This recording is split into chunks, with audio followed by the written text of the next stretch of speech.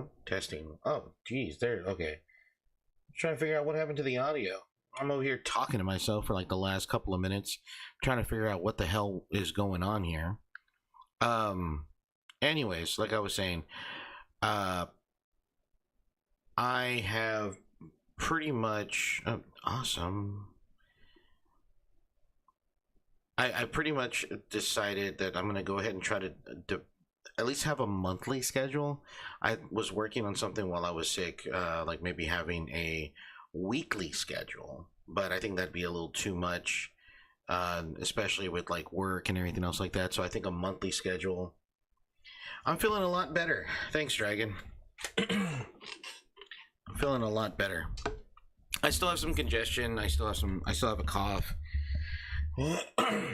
it still happens from now and then, but controller added. No, I don't want to change the presets. But I was just yapping about the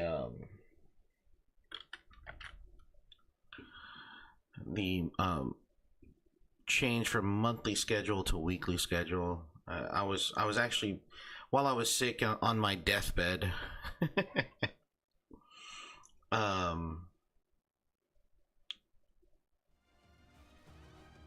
Let's see, is that right? Close. Are these activated?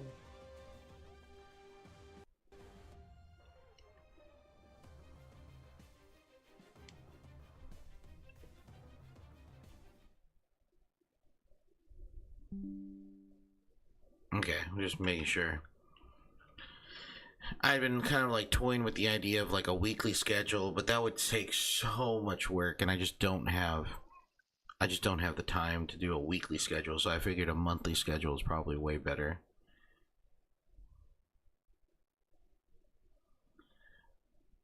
So at least with monthly, I can like, okay, this is what I want to play this month. This is what I play,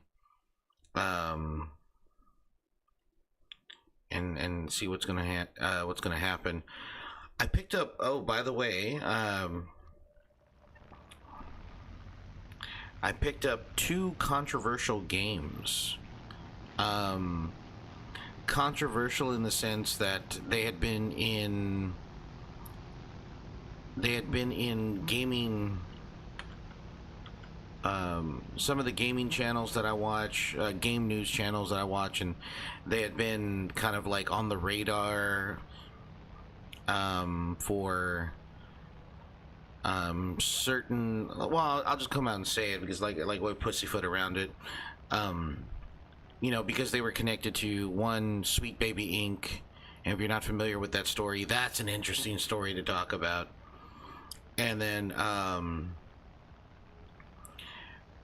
so there's one game that I picked up. It was attached to Sweet Baby Inc., which is a consultation company, and then the other one is a franchise that I have been into since I was a kid.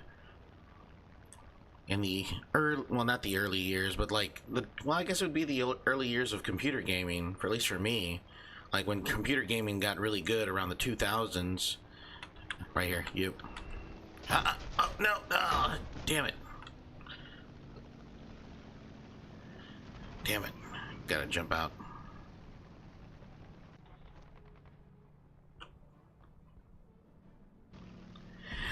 I actually saw that advertised. I saw that advertised, what was it? I think Monday? And I looked at it and I was like, oh man, this looks cool. I'm just going to press follow. And then it showed up on one of the feeds on one of the channels that I watched that it was associated with Sweet Baby Inc. And I'm just like, oh no, what happened? So because it looked interesting, it looked really cool. No, it's not. No, it wasn't South of Midnight.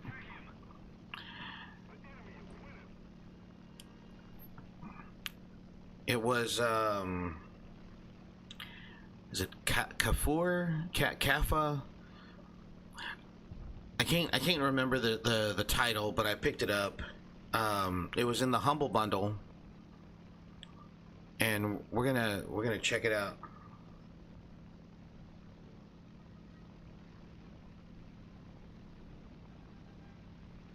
It does. It does look really. It looked really cool. But I think what the issue was that because it is yeah, so here's the thing about that sweet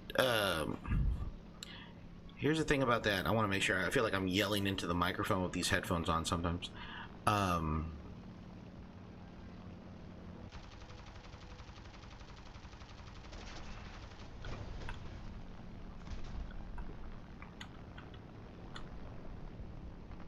I think it's yeah, he's gone.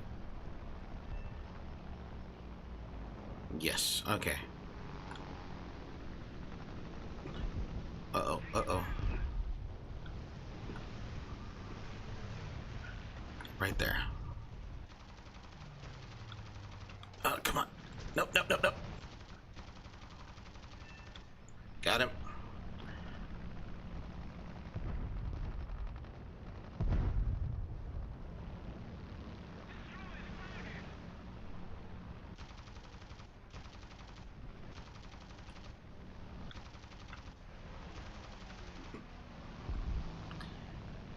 Come on, come on, come on, come on. No! I was trying to go for three. I was trying to go for three. Hate yaks. Hate them so much. Well, anyways. So, like, the whole Sweet Baby Inc. controversy happened a few months back, I think around like February. The company had been talked about for quite some time. Um, I personally didn't know anything about it, and I was kind of like brought into um, I was kind of like all of this information.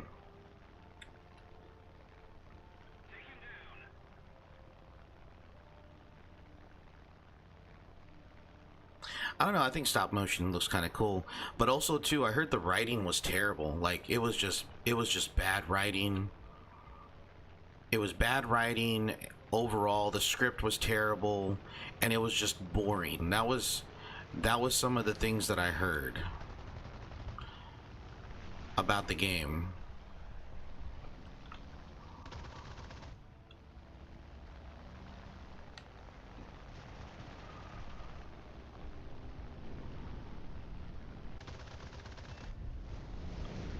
Got him.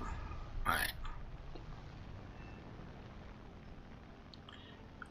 I want him. He sees me.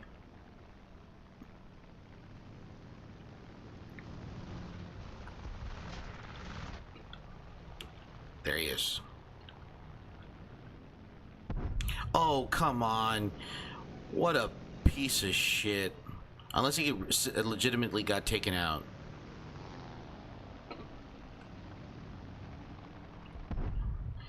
If he got legitimately taken out, I'll be alright. Hey, world, what's going on, bud?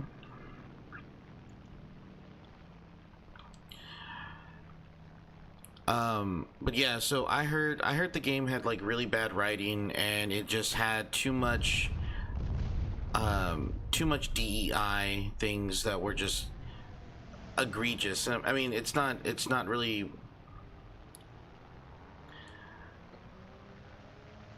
Ooh, ooh, ooh. Okay, we're gonna play this. We're gonna play this game. All right, that's cool. We're gonna play this game.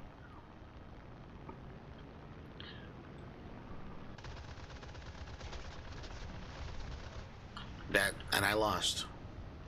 I lost the game. I was too low on my shots. I should have aimed higher. Oh well. Hit the bomber.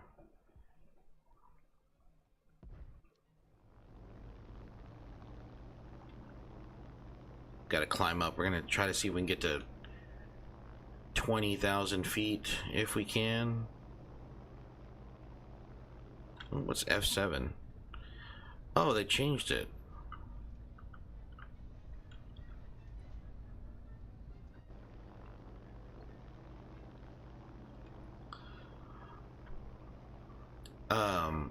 anyways,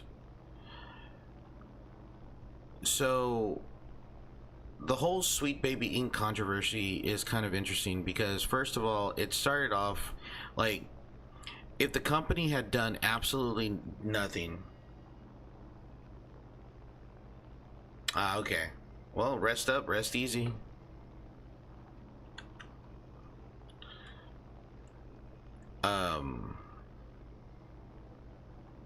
See if I can hit these targets.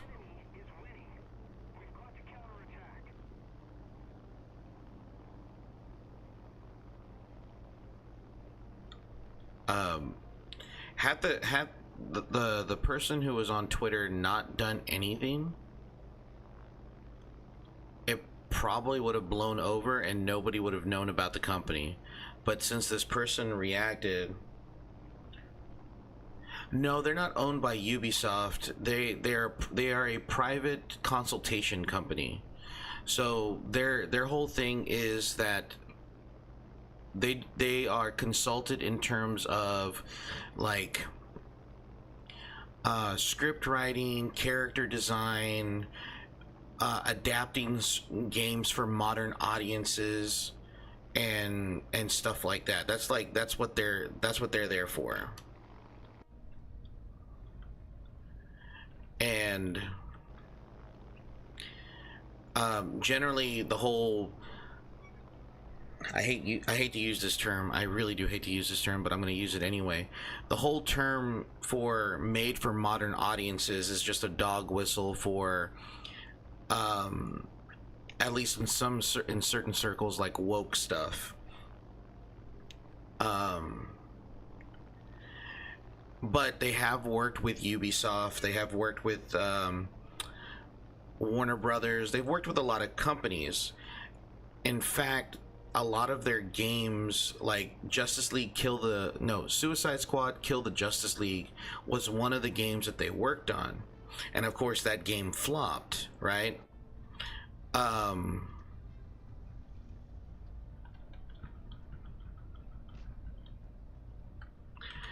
That game flopped really, really hard. So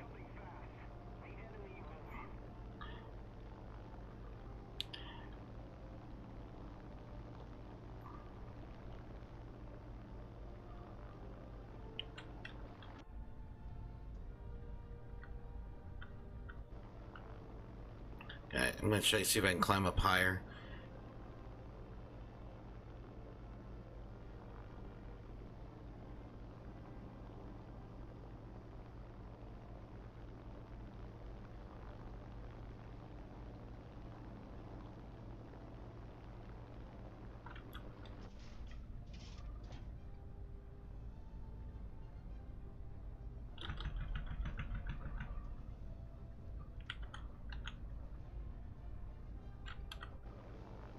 Okay. Well, so anyways, so the company, the consultation company, Sweet Baby Inc. has done quite a bit. Now, here's the thing. Now, this is what put them into the spotlight for a lot of people. Okay. One of the writers on Twitter found out that there was a Steam group, that only had like 50 something, like it was a small Steam curator group. It was really, really small, and it was just not on the radar whatsoever. Okay. And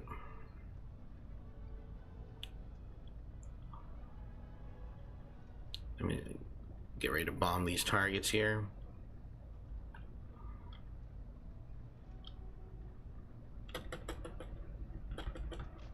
Got it. Okay.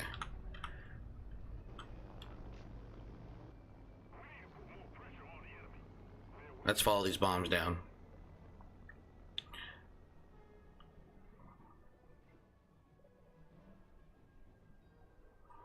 Well, so what ended up happening was one of the writers found out about this Steam group and went on Twitter and began a targeted harassment campaign against the Steam group. And the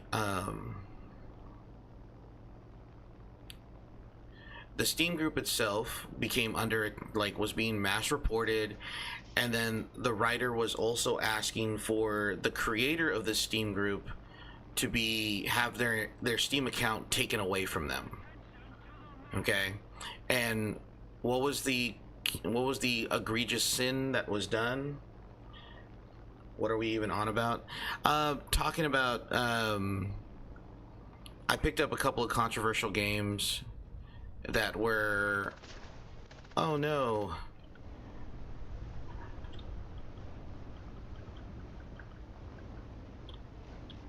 I'm still in it. I'm still in it, chat. I'm still in it. I can oh no. Okay, no, I've gotten to a spin.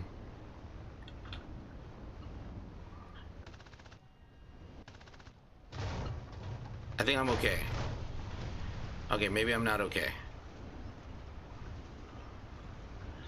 I can totally fly this.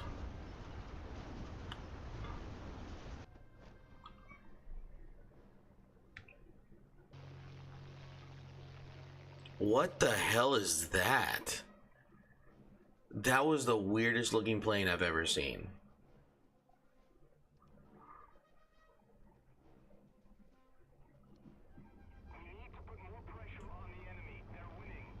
Okay, well, anyways, back to what I was saying. Sorry. So, back again, I'm sorry I'm repeating myself. One of the writers found out about the Steam curated group called Sweet Baby Inc. Detected. I think I'm okay. The tail of the plane just falls off. Yeah, it's meant to do that. It's meant to do that, right?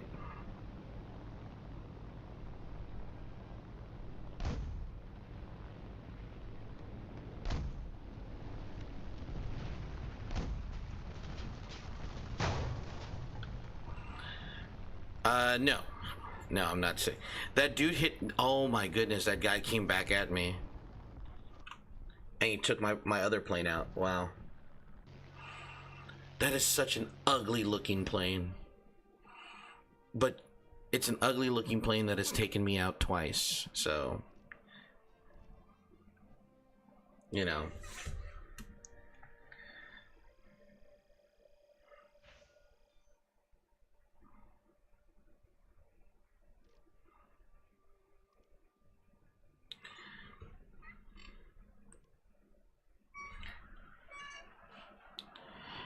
So the targeted harassment campaign started against the Steam Creator Group.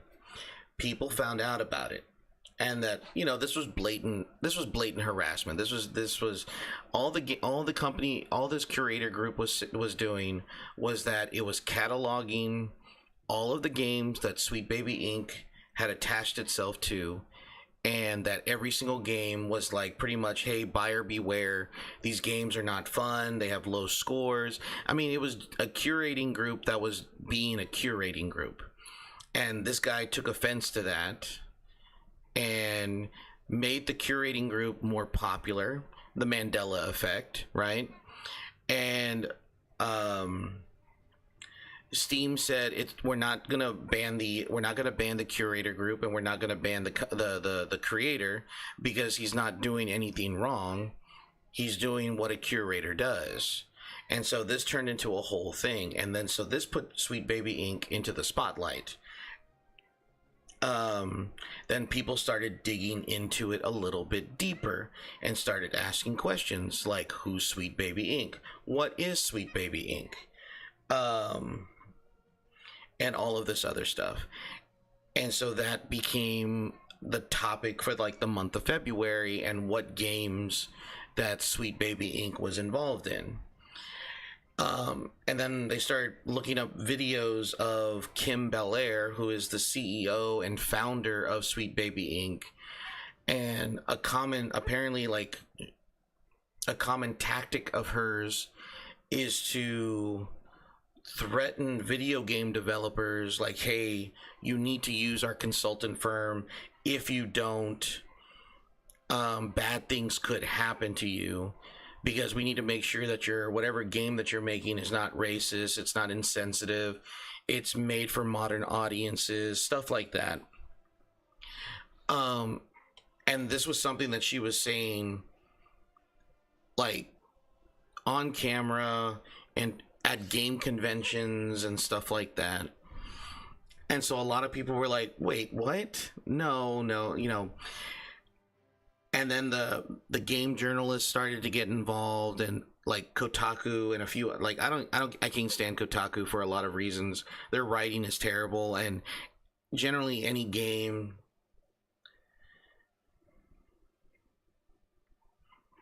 pretty much they would have been under the radar, but because they started the whole targeted harassment campaign, it became a thing. And then people started to figure out how deep this goes, because then they started to figure out that game journalists from Kotaku and PC Gamer and all of these other companies, they all kind of work together with these firms, with these different consultation firms, and they all kind of like run game and they run block for the consultation firms. And there were a lot of hit pieces that came out from Kotaku specifically, targeted against the founder of the curating group. His name is Cabrutus. He's a Brazilian or Portuguese. I can't remember.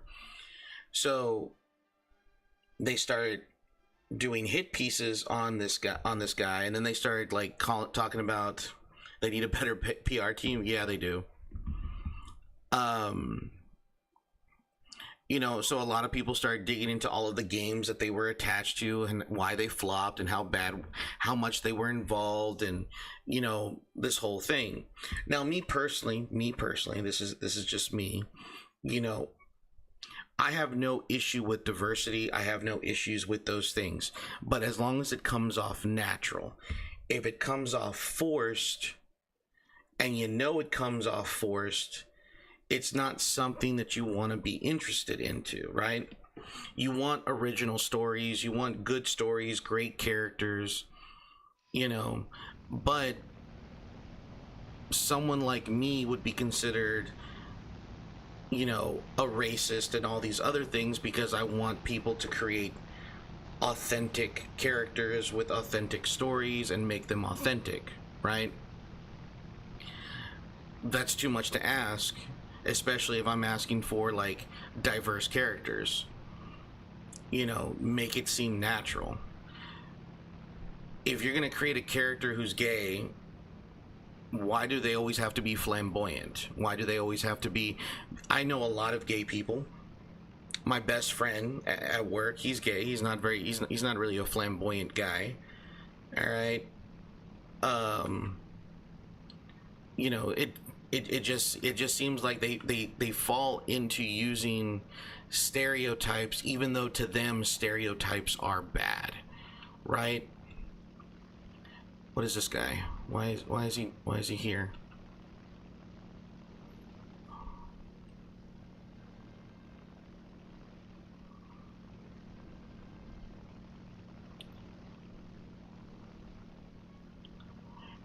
And then the whole thing with what was it, what was the game at the time?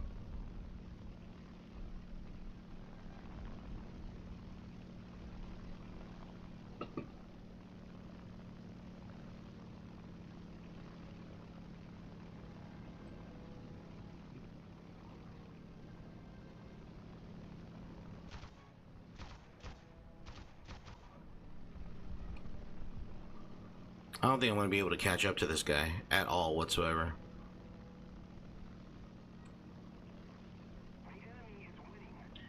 The point where they're trying to avoid stereotypes and just end up using stereotypes anyway due to popular... Right, it's dumb. That's why Concord was supposed to be the Overwatch killer. It was another hero shooter, but it fell flat. Why?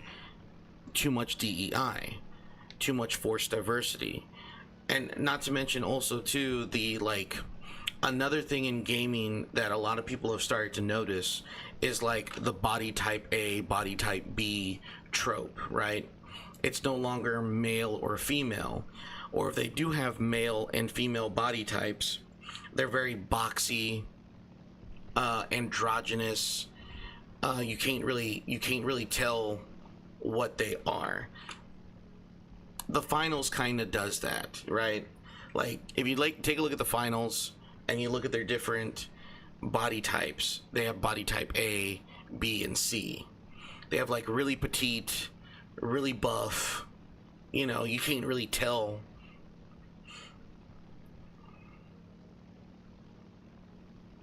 Right.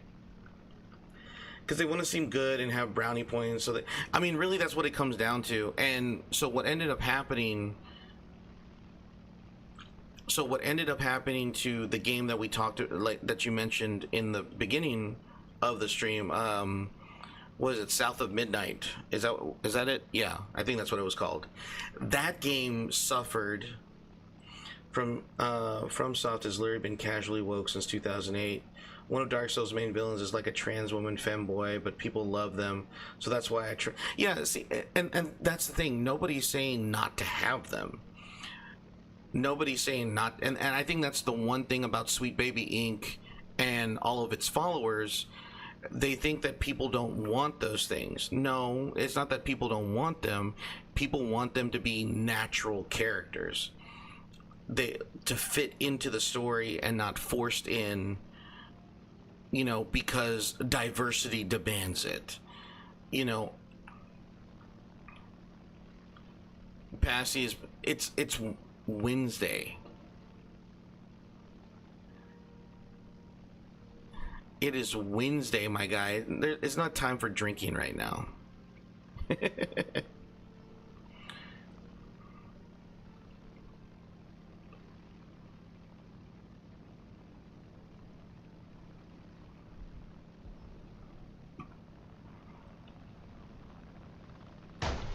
Oof. That woke me up.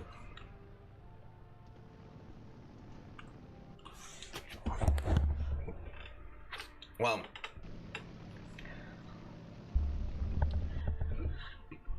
so the other thing was that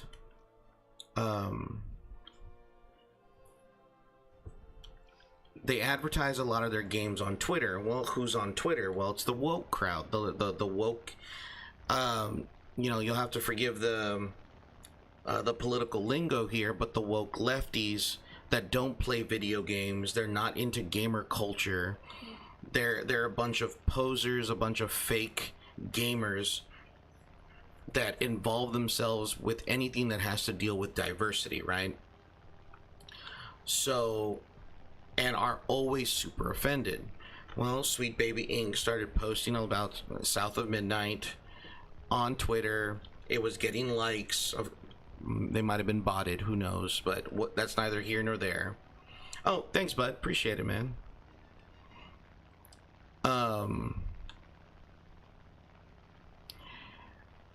And so it was one of those things where it was okay. So all of those likes should be people who are going to buy the game. The thousands of likes that they were getting should have been about oh shoot, he's coming in. He's in it. There you go. Come on, come on, come on. Turn.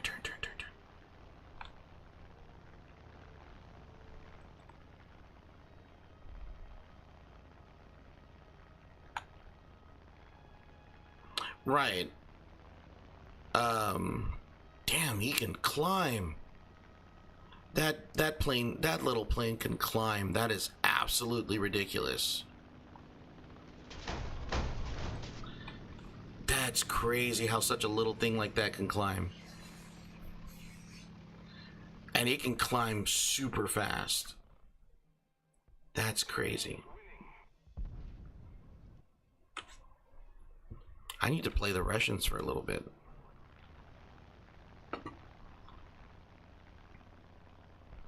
Because he's way up there and he can hide in the altitude, but man, he is just wrecking shop. I'm a stubborn piece of shit. I'm gonna get up there.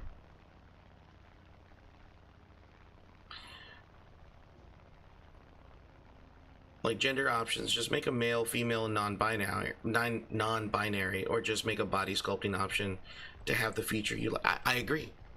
That's not an issue.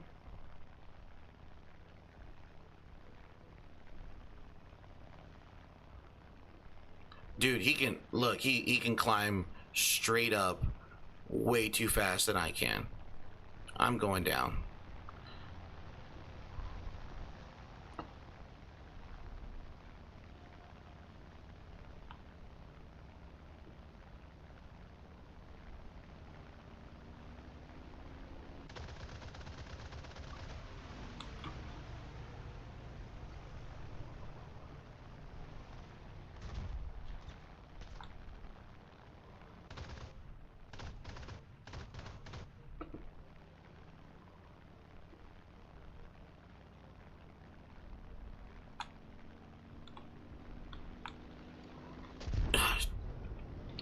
Dude, that is absolutely crazy how he can do that.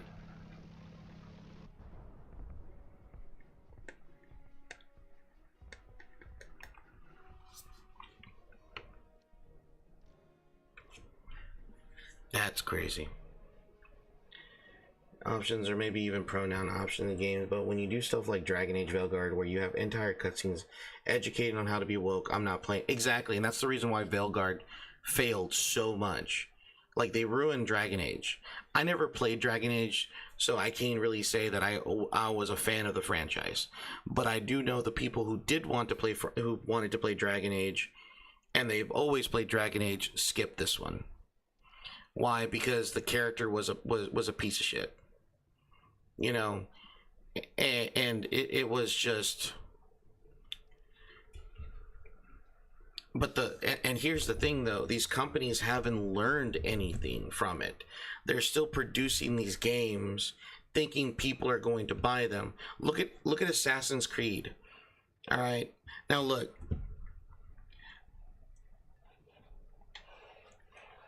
With Assassin's Creed, yeah, it was god awful. Like Assassin's Creed Shadows, right? Now everyone, like, there's a split in the controversy as to what this is about, right? Plus members got their monthly games, and March monthly games included Veilguard, and I'm still not playing even if it is free. And you see that, and that's the thing too, you know, nobody wants to touch it, not even if it's free. So with Assassin's Creed,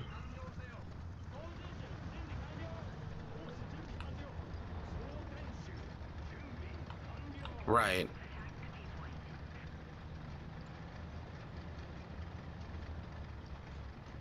Queer, not queen. Yeah. I mean, I'm pretty sure queer people play video games like that. That's something I am pretty sure that they do. You know, and it's not controversial that gaming is meant for everyone. Everyone should be able to play. But the moment you start like forcing people out because they don't meet your or match your purity test, then it becomes a problem. So, like, if you take a look at Assassin's Creed, Yasuke. Yasuke is a unknown entity in Japanese history. Even the Japanese don't have that much background on the guy.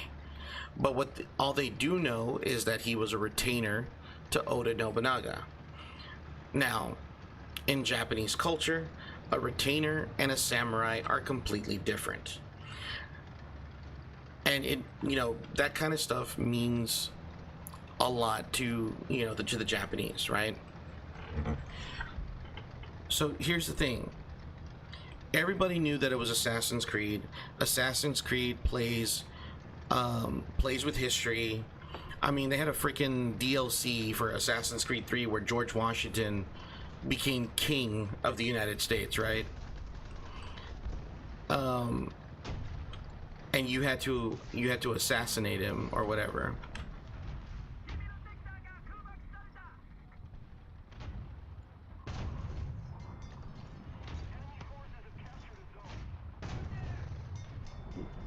Got him.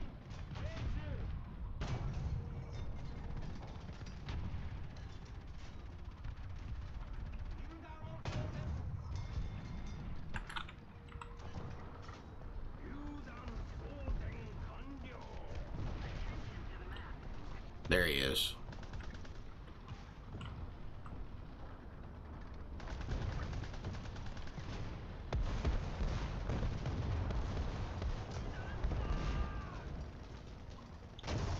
Oof. Alright, well, I tried.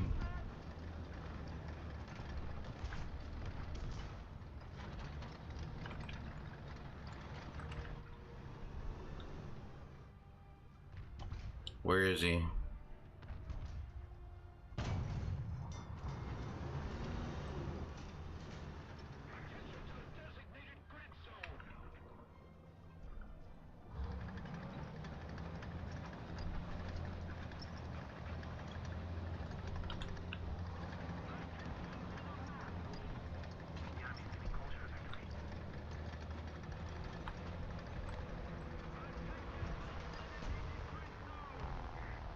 Oh, wow. So yeah, and see, so back to my point. So with like Assassin's Creed, everybody knew that Assassin's Creed plays really loose with history, right? And nobody cared.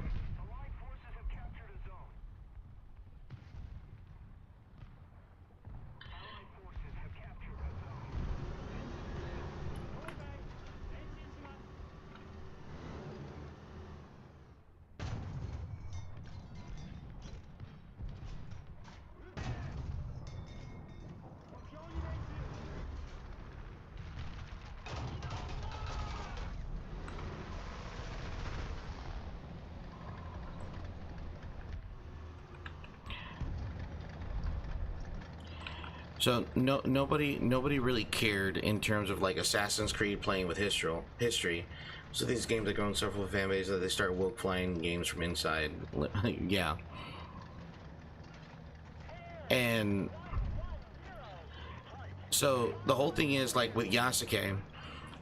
Yasuke is an unknown figure in Japanese history. The Japanese don't know much about him, and there's not a whole lot. But the one thing that they do know is that he wasn't a samurai. All right, samurai is a class that you're born into. It's not something that you can just become, right? Now, the whole thing was that they took a historian, and the historian began to alter Wikipedia pages. He like wrote a fan fiction. He wrote like a fan fiction, the equivalent to a fan fiction about Yasuke, and people started to take it as the gospel. Okay.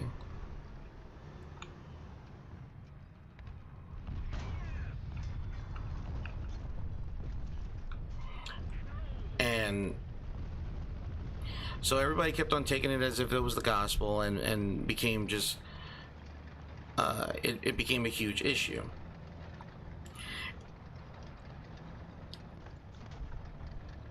Now nobody would have cared. Now this is what I truly believe. This is what I truly believe. Nobody would have cared had Ubisoft came out, yes, altering information. And you know what his source was? His book. He used his book to source the information for changing unpeer reviewed information.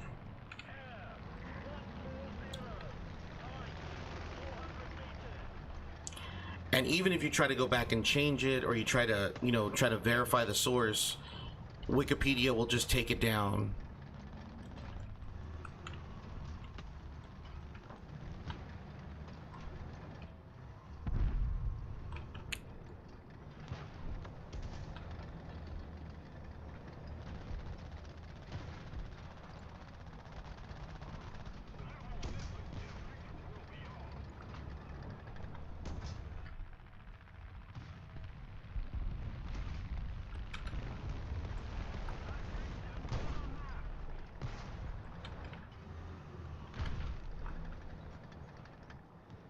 Where are you?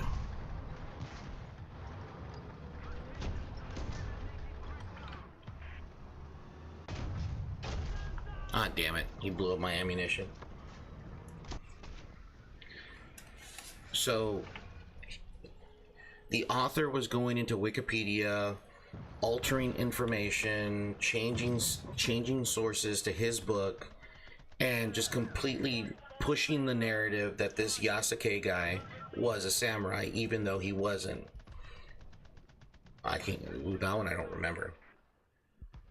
I barely remember Origins myself, to be completely honest.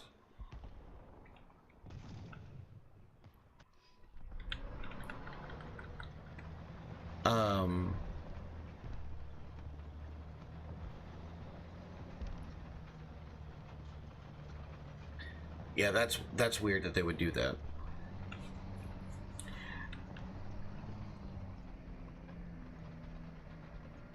No, Anubis isn't. Yeah, Anubis. That's weird. I don't know why they would do such a thing. So my thing is, and this is what I firmly believe. I firmly believe, had Ubisoft not come out and said, "Hey,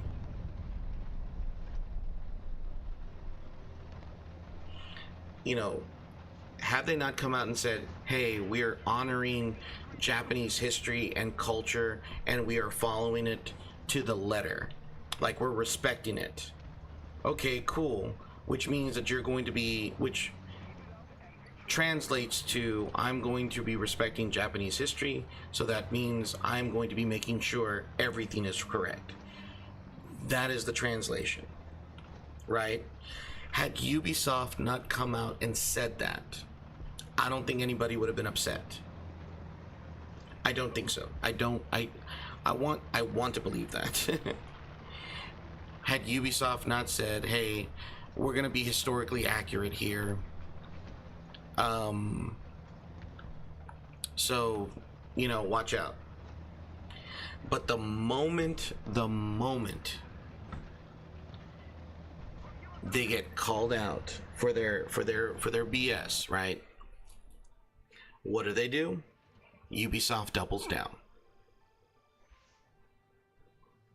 Right. And so what did they end up doing? They started to double down. So then they started to add, it almost seems like they went crazy with character creation.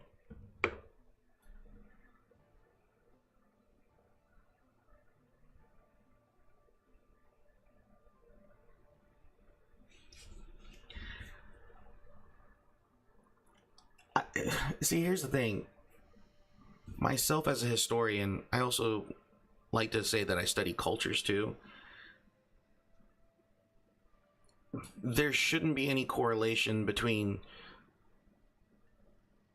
the god of death in ancient Egyptian culture to the idea that Anubis, there's a connection between Anubis and Satan. Like, there shouldn't be a correlation there, because they're Satan, and I mean, and I know that Satan and Anubis are completely two different. They have two different functions in culture, right?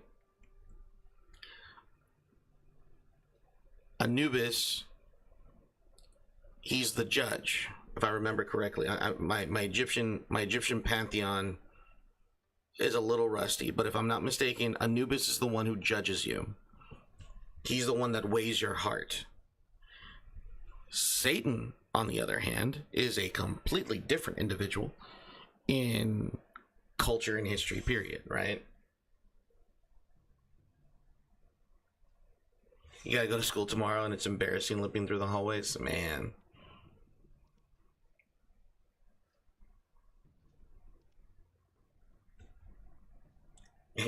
Yeah, listen to Pastor. Listen to Whiskey. He knows what's up. Let me get some water, guys. I'll be right back.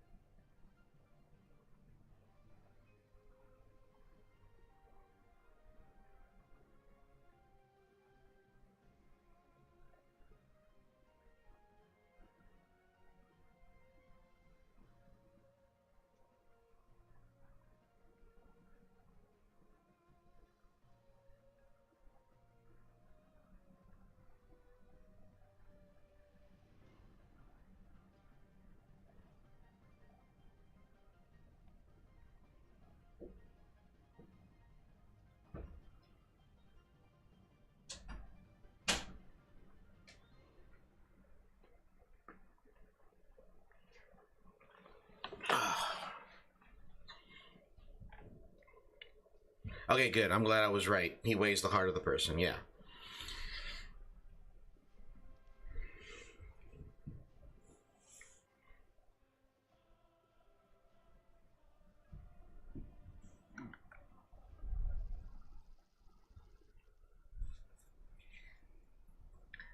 All right, we're gonna go with the medium tank.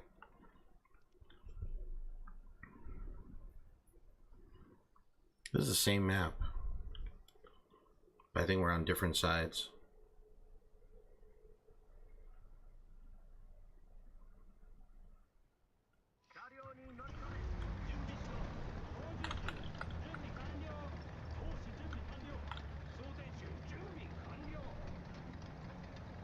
Same map, same side.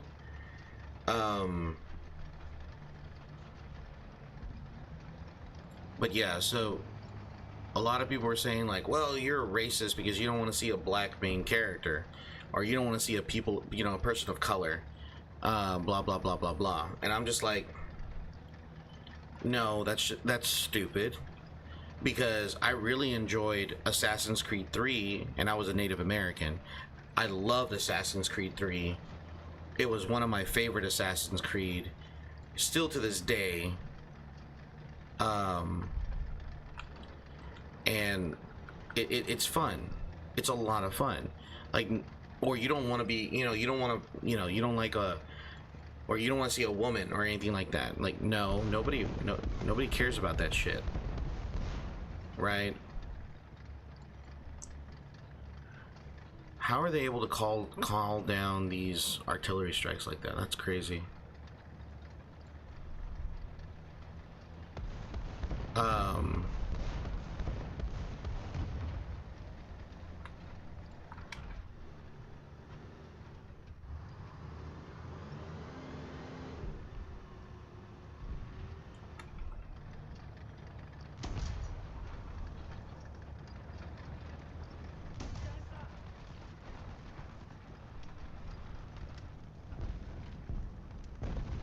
Where did that shot come from?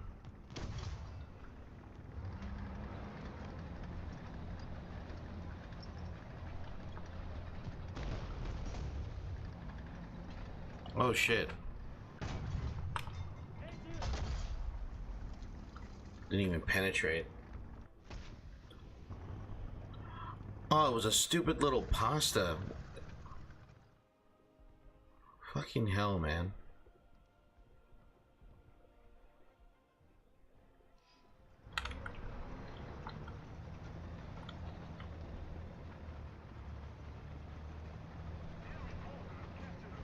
I think that was a pasta.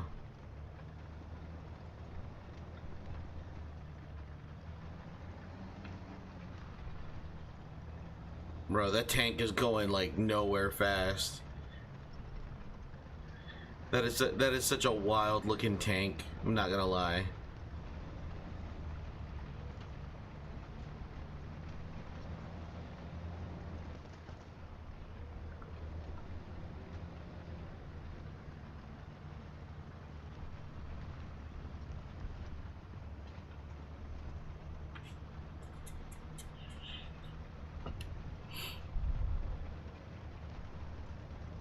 Well, anywho.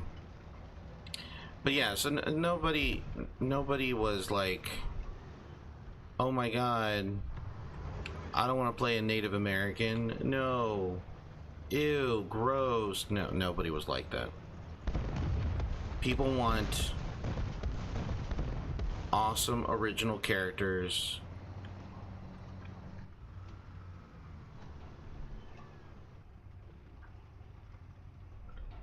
Where are you?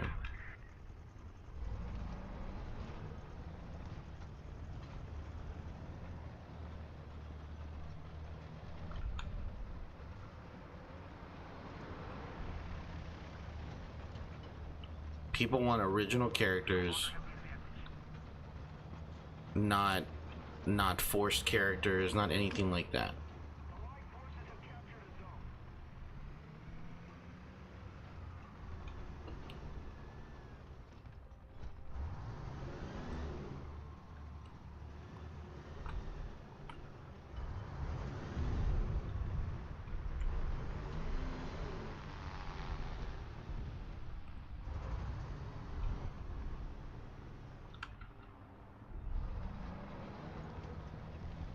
where is, like, where's Trouble? Like, where is he? Yep.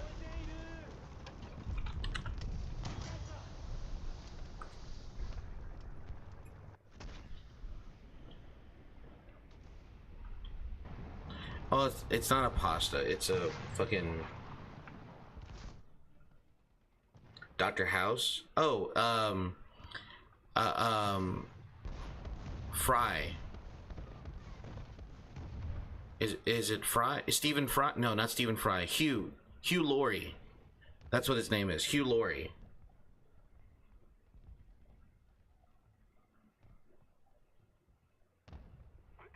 Wait, what happened? What happened? No, I don't know. What's going on?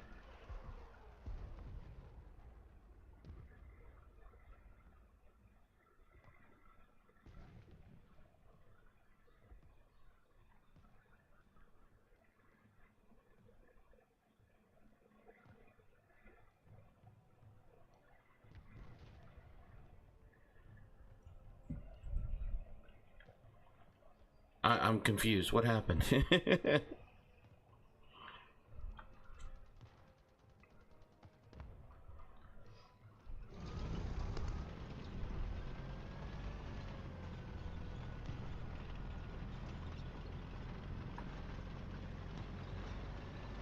Oh.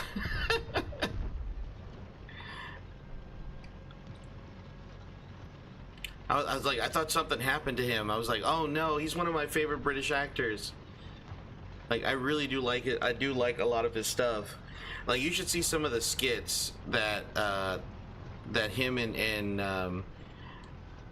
that he that him and his counterpart Stephen Fry. I love Stephen Fry. Stephen Fry is awesome.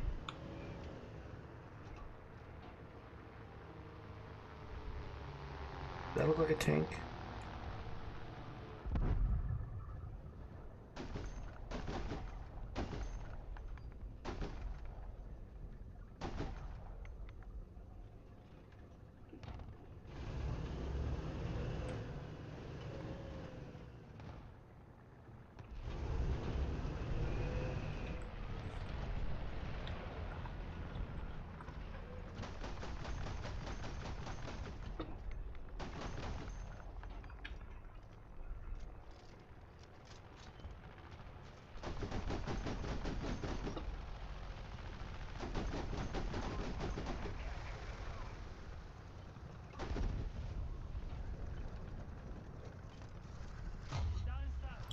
Wow. Bro. Fuck that game. Fuck that.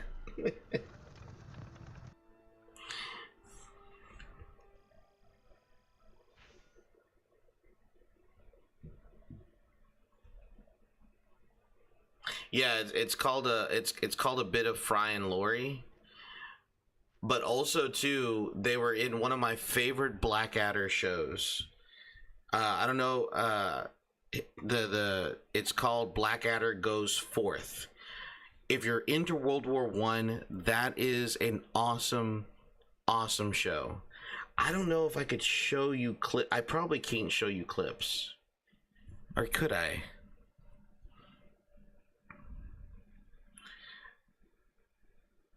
Let me because I don't want the same thing to happen to like the stream.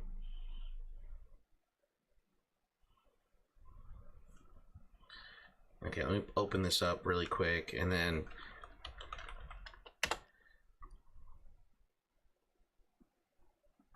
so but I'll just show it to you. Okay. So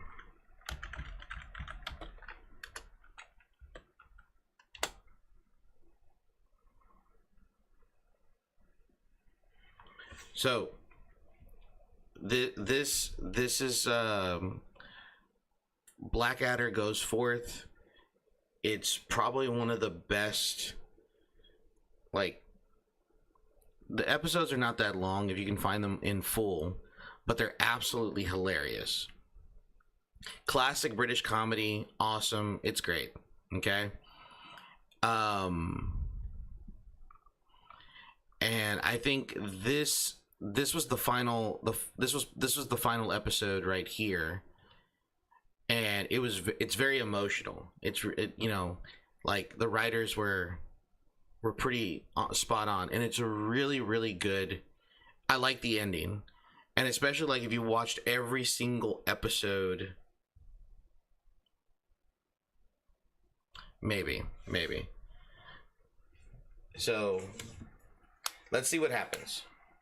I mean, the worst that they're gonna happen is like they'll like pause the stream or whatever the case is. I'm sure the BBC won't mind. They're a wonderful corporation. Um, is it this one? Let me see. Let me actually find like a pretty funny clip here.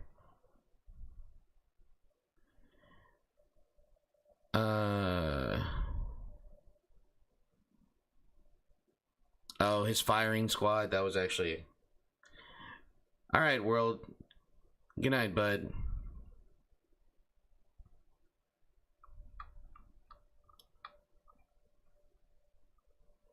All right, let me see. I think it's this one. With multiple income. So I'll lower the volume down just a bit. My expenses and earnings for taxes feels like a whole other job. That's So love you too, world. You take care of yourself. All right. I hope you feel better, bud. Okay, so a little bit of context. All right, we have so this right here, his name is Blackadder, played by Rowan Atkinson. Rowan Atkinson has a series called Blackadder where he plays the same not the same character, but from the same family tree in different eras of British history, stemming all the way back to like Richard the Third to World War One.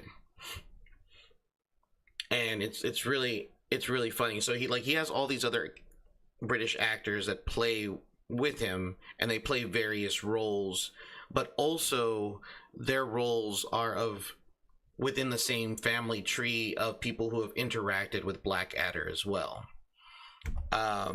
Like this guy right here, his name is Captain Darling.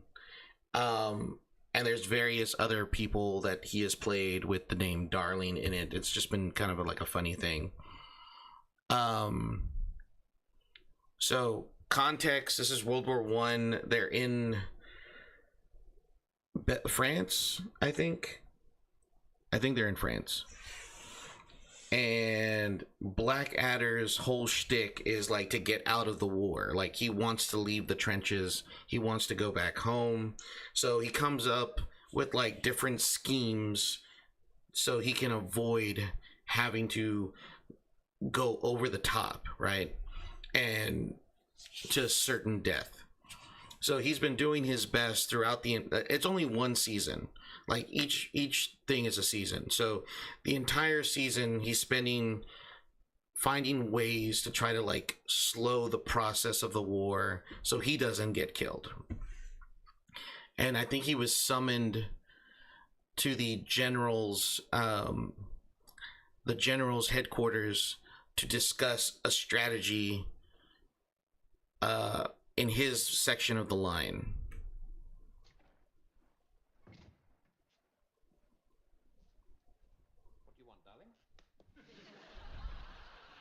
Now, of course, it's dry British humor, so if you're not used to dry British humor, or it's not, to stuff like that. So, like, context here is just like, he always calls him, he doesn't refer to him by his rank. He always calls him by, his last name. And it always sounds so, like, I guess it's just, like, no propriety whatsoever. Like, there's no proper to it. There's no proper tone to it. Because I think he's a lieutenant or something like that. I can't remember. It's Captain Darling here. Captain. General Melchett wants to see you about a highly important secret mission. What's going on, darling? Captain Blackadder to see you, sir. Ah, So right here, that's Stephen Fry. Stephen Fry has always played some type of prominent figure, whether that was the Duke of Wellington during the Napoleonic period. You pick up a few here and there. Okay. Well, this is a historical comedy, so it is kind of, so you know, it's a period comedy piece. It's really great. It's really funny. I highly recommend it, just because of the attention to detail and the little quips. If you like, it's just, unfortunately, like, it's one of those instances where it's like either you know, if you know kind of situation. That's Corporal Black, sir. Captain Blackadder is here about the other matter, sir. The secret matter. Ah, yes, the special mission. At ease, Blackadder. Now, what I'm about to tell you is absolutely tip-top secret. Is that clear? It is. Now, I've compiled a list of those with security clearance. Have you got it down?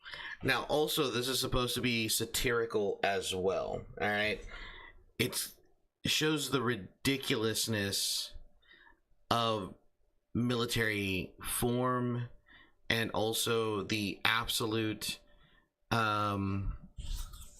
what's the word I can use? Like just the ridiculousness of the upper classes as well too, because during World War One, if you were an officer, you were from the aristocrat class. You were from the upper crust of society. All right, so it was like you went to university, you have a degree of some kind. That's why you're an officer, right? So let's go ahead and continue on. Yes, sir. Read it, please. It's top security, sir. I think that's all the captain needs to know. Judge, let's hear the list in full. Very well, sir. List of personnel cleared for Mission Gainsborough, as dictated by General C.H. Melcher. You and me, darling, obviously. Field Marshal Haig, Field Marshal Haig's wife, all Field Marshal Haig's wife's friends, their family servants, their family servants' tennis partners, and some chap I bumped into in the mess the other day called Bernard. Now, what's so funny about that is that Field Marshal Haig would discuss military plans with his wife, and anyone who was in an earshot could hear. So it was that's kind of like a ridiculous thing, right? And then so just like this is supposed to be a top secret plan, right? So Field Marshal Haig, all these people are cleared for the security list to hear the plan. So it's him, Captain Darling, Melchett, everyone. So, and some guy that they ran into named Bernard. The way they say Bernard in English fashion is really funny to me. They call him Bernard, and just like speak English, it's Bernard, right? So, it's maximum security. Is that clear? Quite clear, sir. Only myself and the rest of the English-speaking world is to know. Good man. Now, Field Marshal Haig has formulated a brilliant new tactical plan to ensure final victory in the field. All right, so I actually played this clip for my students when explaining World War I strategy.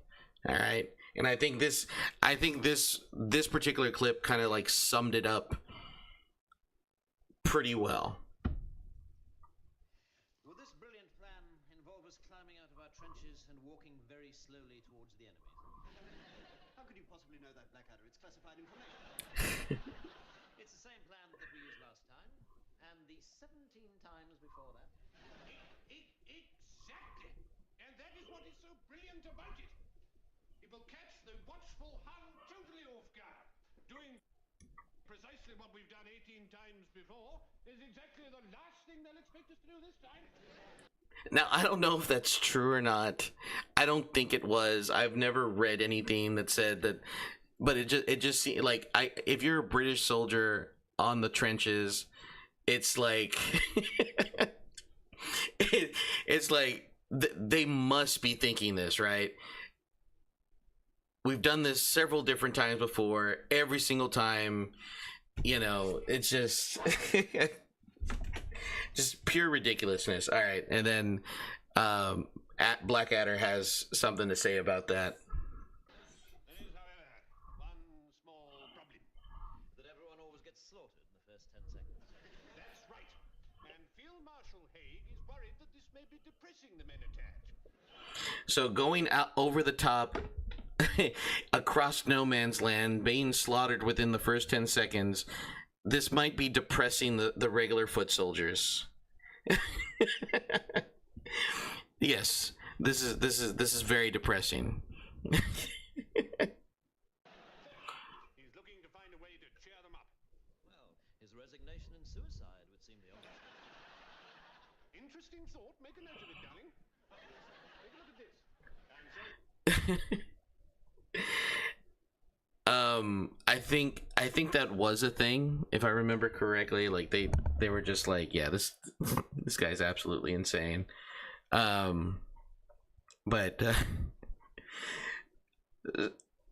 I'll have to explain the joke if you don't catch it. So on this particular portion.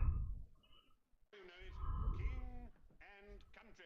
Ah, yes, without question, my favorite magazine. Soft, strong, and thoroughly absorbent. Chopel Blackadder. I thought it would be right up your alley. Okay, so he's referring to a magazine called King Country. It's the equivalent to Stars and Stripes. It's a propaganda magazine that they would give to the soldiers. And what Blackadder is saying that it's soft, absorbent, and because they use it for toilet paper. And then Melchett responds, well, yeah, I knew it'd be right up your alley. Alley is another term for your ass crack. So so when he says it would be right up your alley, it's a play on what he was saying back and forth. So British humor, I swear. Field Marshal Haig's plan is this: to commission a man to do an especially stirring painting for the cover of the next issue, so as to really inspire the men for the final push. What I want you to do, Blackadder, is to labor night and day to find a first-rate artist from amongst your men. Impossible, sir. I know from long experience that my... This was actually a pretty good episode. So he's got to look for an artist, and to so they can commission a painting to like inspire the soldiers, right? And so he's My men have all the artistic talent of a cluster of colorblind hedgehogs in a bag. Well, that's a bit of a blow. We needed a man to leave the trenches immediately. Leave the trenches. Yes. I wonder if you've enjoyed, as I have, sir, that marvelous painting in the National Portrait Gallery, Bag Interior, by the colorblind hedgehog workshop of Siena. I'm sorry, are you saying you can find us a man? I think I can. And might I suggest, sir, that having left the trenches, it might be a good idea to post our man to Paris in order to soak up a little of the artistic atmosphere, perhaps even Tahiti. I don't know. so now he has an idea of how to get himself out of the trenches and possibly somewhere safe. Produce a real masterpiece. Yes, yes, but can you find the man? Now I know I can, sir. Before you can say sunflowers, I'll have Vincent van Gogh standing before you. And so there's Hugh Laurie right there. Hugh Laurie plays just this dim-witted officer. It's really it's just funny. I love the uniforms. Like I love the attention to detail. I love the way they look, the way they're dressed. You know, even though it's supposed to be the trenches, right? Their uniforms are so nicely cleaned and pressed. No,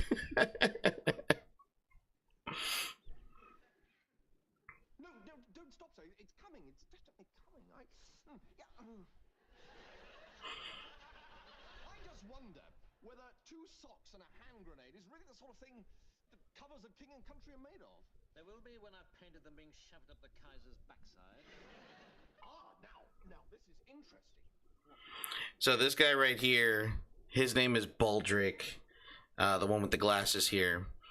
Baldric has always played Blackadder's valet. It's almost like as if he's cursed. His family is cursed to be always attached to Blackadder in some variation. So he's always played like his valet or some type of lackey attached to him. It's really weird. Well, Private Baldric is obviously a bit of an impressionist. The only decent impression he can do is of a man with no talent. What's it called, Baldric? The Vomiting Cavalier? So it's really silly. It's a really good show. If you like that kind of stuff, it's really awesome. So this was the other thing that I wanted to show. Ooh, yeah. Ooh, Tomb Raiders 1 through 3 remastered. That's another controversial set of titles right there. So the ones that I picked up for this Humble Bundle is Homeworld 3. The reason why Homeworld 3 was bad was because of the writing. I don't think it was associated with Sweet Baby Inc., but they altered a lot of the lore to kind of fit this narrative. And this game got 38% mostly negative reviews on Steam, and it's still bad.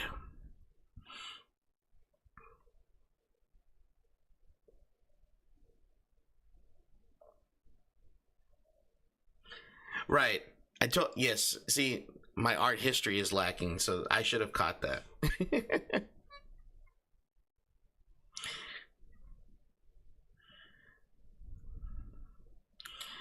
So like this one, mostly negative. This came out in 24, 5,000 reviews, mostly negative. And like the positive ones are like, oh, I got this in a Humble Bundle.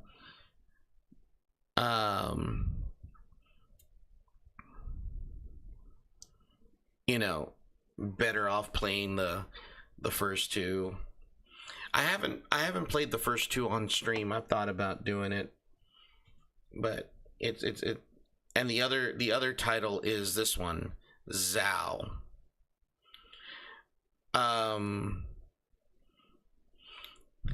This looked good.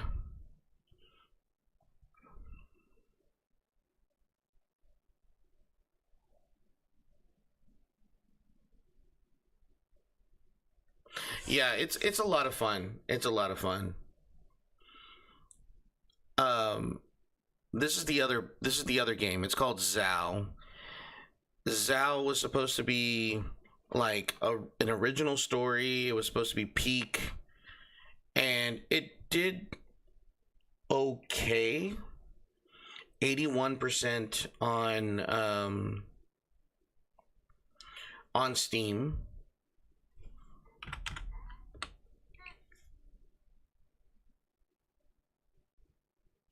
It does. It really does. And I think it did fall into some controversy. So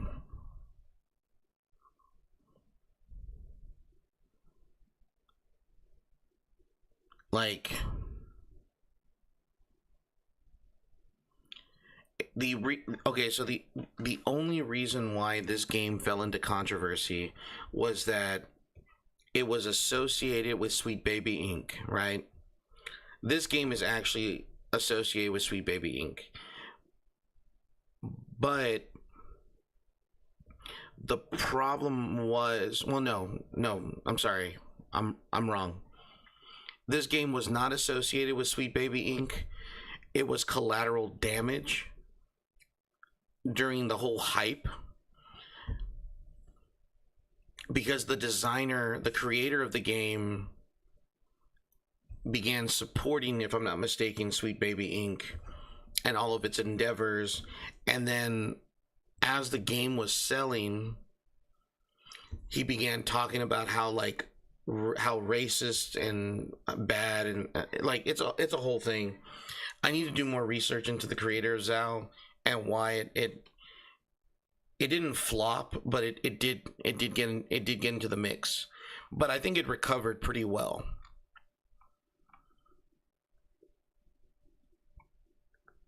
So I'm gonna take a look at it probably next month. I'm gonna put it on the list of things to play on stream. But it looks cool. It looks really, really cool. It's unique. The art style is unique. I think it's a mix of African history and folklore, which is going to be kind of cool. Now, of course, I think this is sub-Saharan Africa, so but we're definitely going to check it out on stream. I'm kind of looking forward to playing it.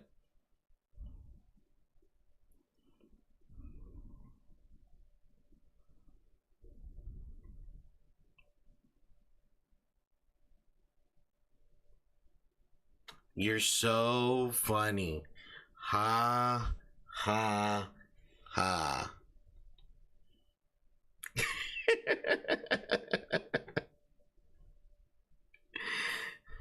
That is all I heard today. All I heard today. Mister, you look like the guy from Tenacious D. I'm like, no, I don't. I don't look like him. I don't look at him at all.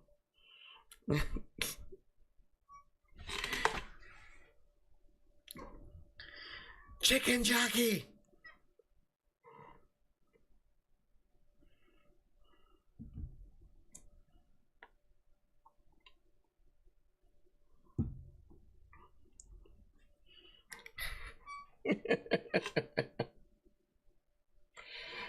Chicken jockey.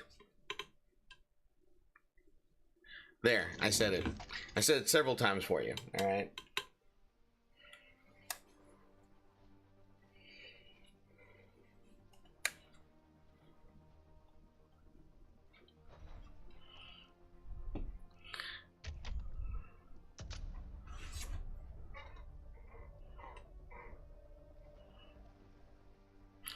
I hope you're very, very happy now.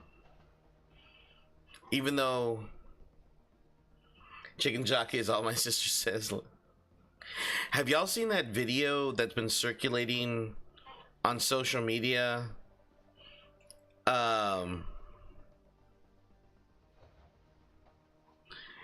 Okay, it wasn't that bad. It wasn't that bad. Yes, it did. It did. Everything that we talked about in the packets was on the test.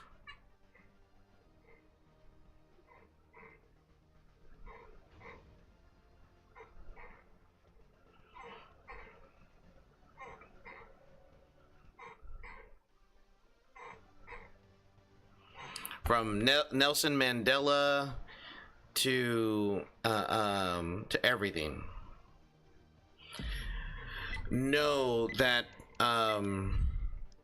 what is it? It was people like ruining whole movie theaters, throwing around popcorn and just trashing the whole place just because I wonder if I can find it.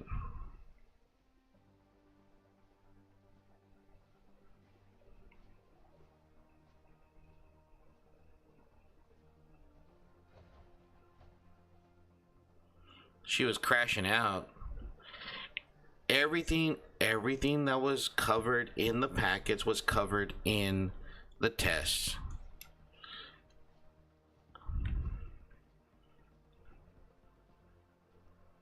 Yeah, someone brought an actual chicken.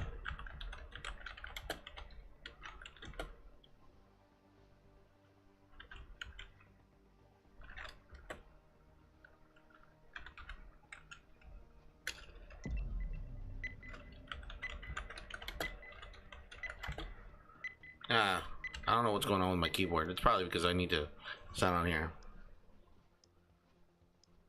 Yeah, they're just having to clean up everything. It looks horrible.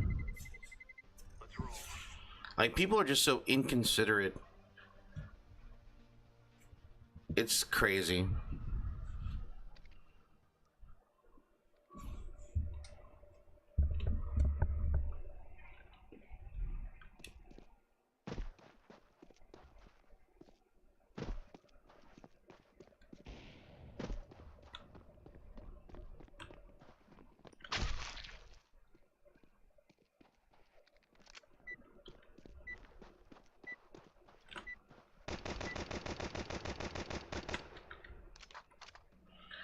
Salutations.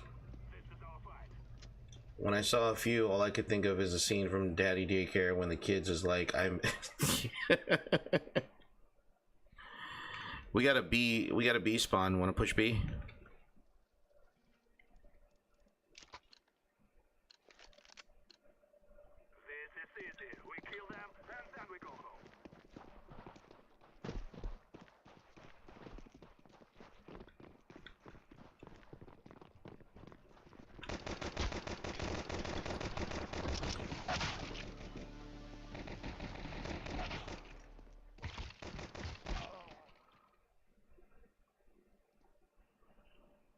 We didn't kill anybody. Like 2 people. Fucking Purple's too busy opening fucking cases to play the fucking game, dude. I mean, look at this guy. Good, great. This guy opens another case. I will. Kick this fucking guy. Oh yeah, dude. That's fucking.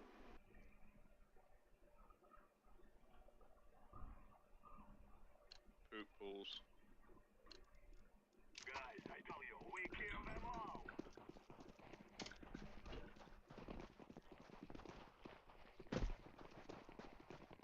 Onions.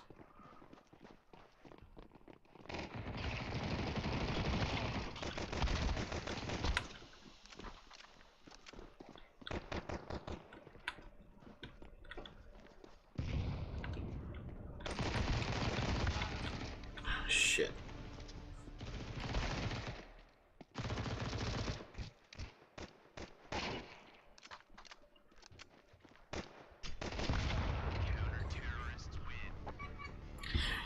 Yeah, my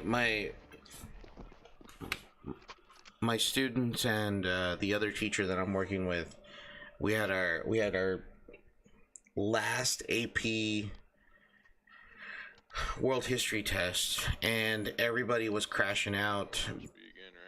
But like, the thing is that they had 31 multiple choice questions.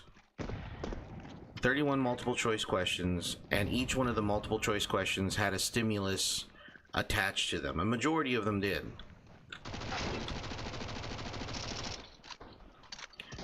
And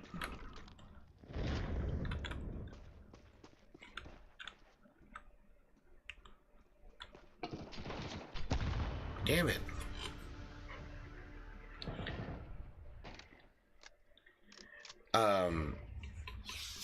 So a lot of them had information, like they had a stimulus, either a map or a primary source document attached to them. And a lot of the kids were complaining, saying that, well, this stuff wasn't covered on some of the packets that we did in class. And I'm like, you're right, but you have the information in front of you in the question. You don't, you know, the work that we do in the packets is all skill based. It's all meant for you to practice the skills needed to pass this section of the test. And so all they really had to do, why can't they just like just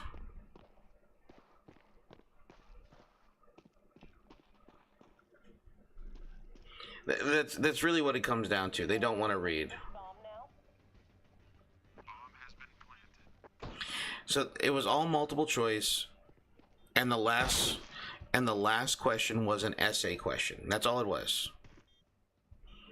So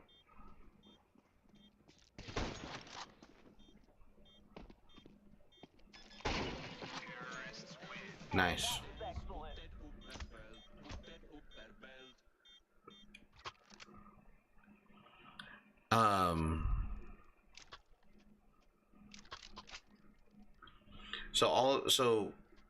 So all of the questions were multiple choice, and the last one was an essay, where they had to do a document-based question, and that was it. And I have to say, it's kind of funny, like the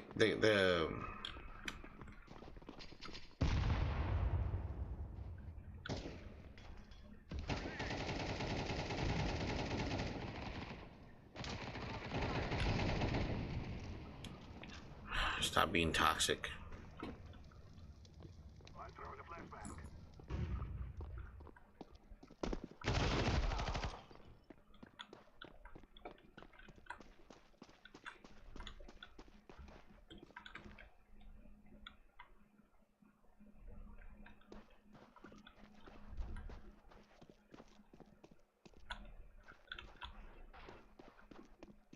Mid.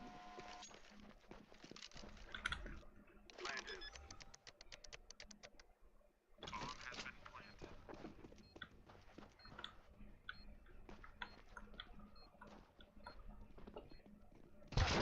Ah, shit.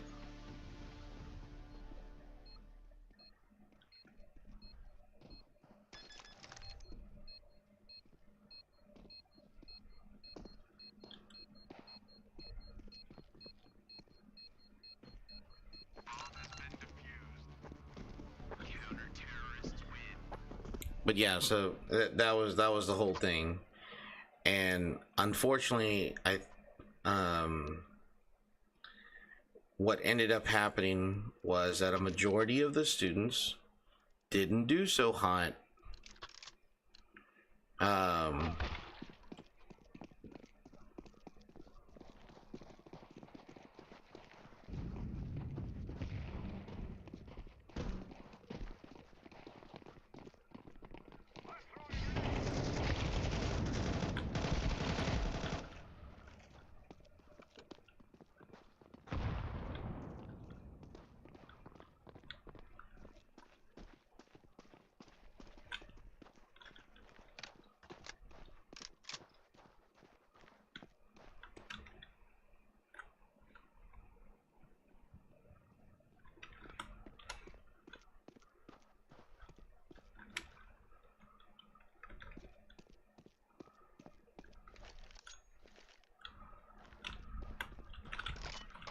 No shit, that was stupid of me. I'm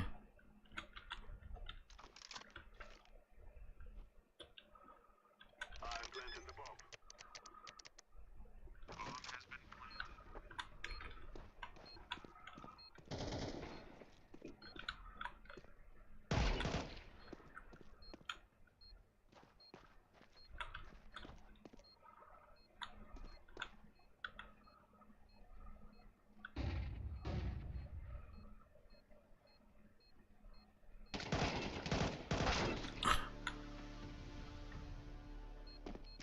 Where was the buddy at?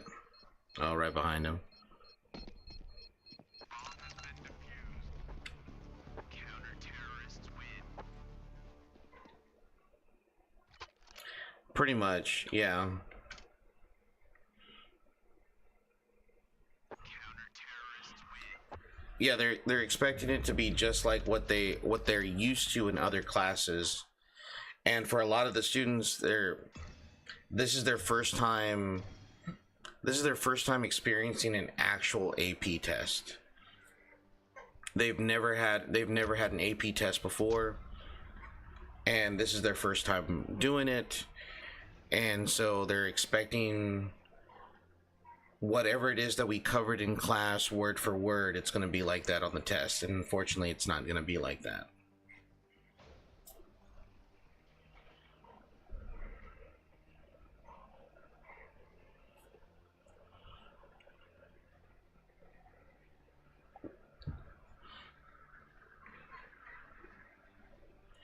Because a lot of the kids haven't been taught how to properly, like, if a question asks you to explain a process, the kids don't know how to explain a process. They'll talk about everything connected to the process, but not explain the process itself. The same thing goes for descriptions or describing an event. They can explain the event, but they cannot describe the event and key details and stuff like that, which is really weird. And analysis, a lot of my students are not good at analysis either. They need, which is just basically taking information and explaining it in your own words and how it applies to whatever it is that you're answering, right? A lot of my students are not good at that because they've never been asked to analyze, they've never been asked to explain or describe or identify. It's always been, this is how you answer the question. Like, they've always been taught to, like, they shouldn't be, but they've always been taught to the test. So, like, whatever the test says, do that, right? Or whatever, whatever the information is, Oh, what's up, fellas? you're gonna see it exactly the same on the test. Speak before the game. Fuck every single Well, one of consider you. me your bad luck charm, because I'm about to miss every shot. Myers last game ran it down, bro.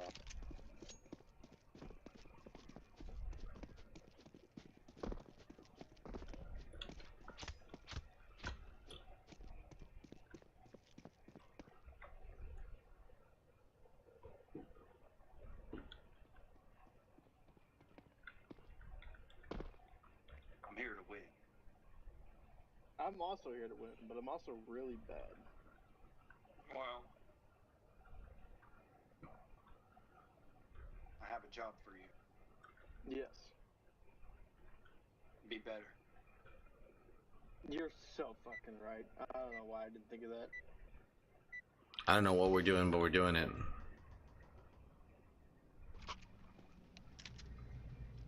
any doubts in your head. It's us or them.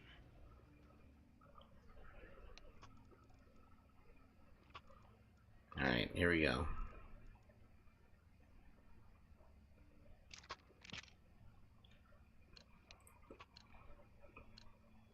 Move it, son. Nah, that's gonna be a boot push. That's gonna be B.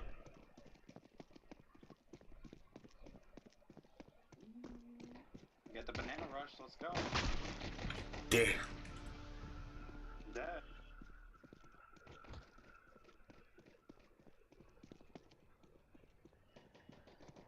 Yeah, that means something's wrong with the teaching curriculum then. Or not the material, but how they take what they learn and apply it. Yeah, and that's what it boils down to. Because I don't know what y'all. All right. here's the thing, you know, in Texas we have our state standardized test coming up this month. In fact, this week and next week the kids are going to be overstimulated with testing. It's going to be bad. But the thing is, when they're not really shown testing. They're shown testing strategies, okay? But these testing strategies are just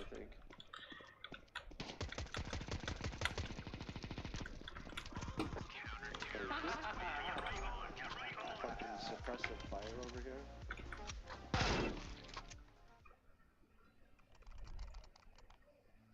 I never stop suppressing. that dude shot me when I had the Tech 9 in my hand. I am so pissed. I wanted that.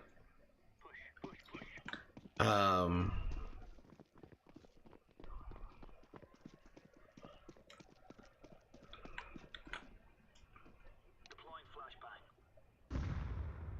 I hope that hurt somebody. It didn't.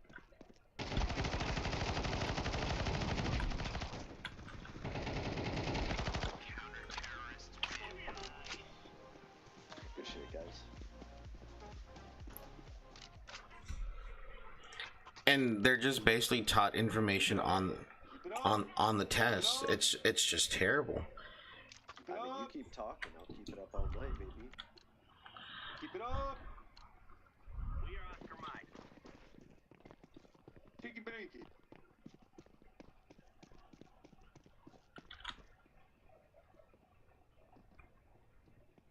Grenade out.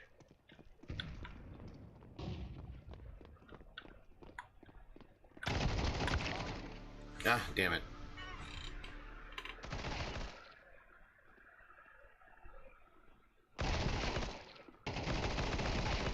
Not. Oh my god, dude, you're a beast with that.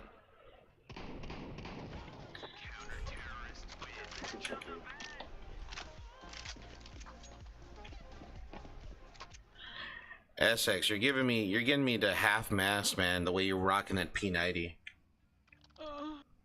Exactly. I like Fortnite. I like Fortnite. I mean, it's test-oriented teaching because they're so focused on performance rather than learn. Yeah, and that's really what it boils down to. Because, God forbid, students fail nowadays. You know. It's not like banana. Mid.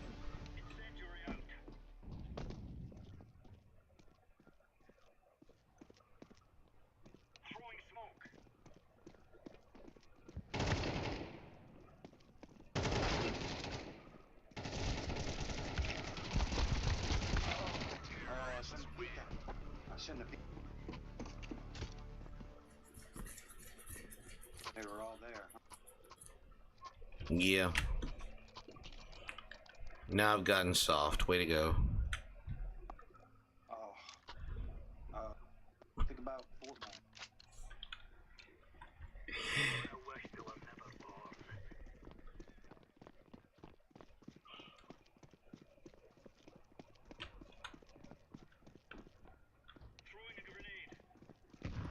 Alright. No, he's not. Okay, well, fuck it. I'm bad. Sorry. On my way, Green. On my way to you.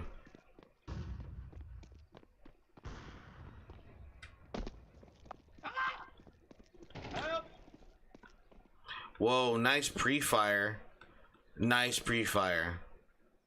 Okay, they might be on A.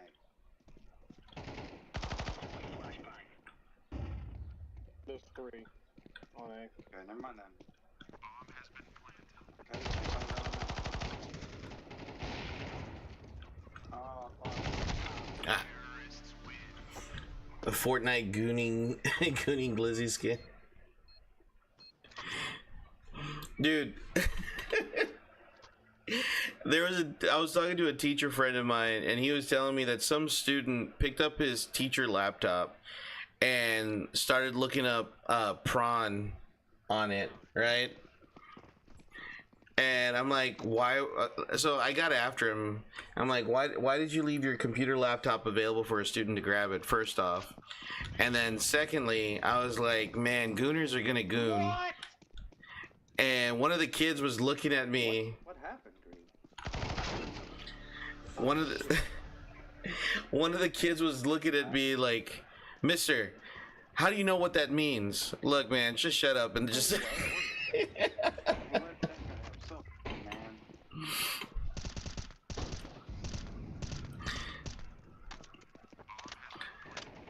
Like, I speak brain rot, all right.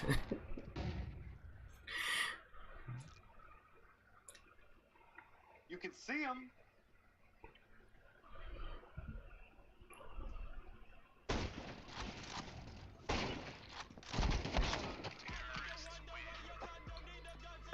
Yeah, So it was just really funny. it's not gonna one dodge. What's the point of shooting up there? You know what I mean? Oh, we hit him twice a lot. What?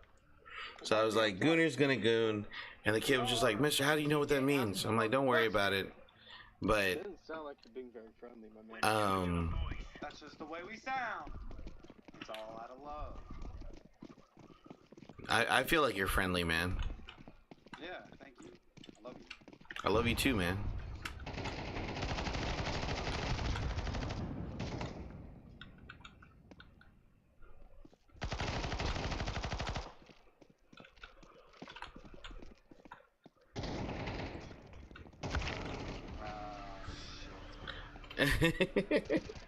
And they can be good. They can, then that's fine. They, you know, just don't do it. Don't do it at school, right?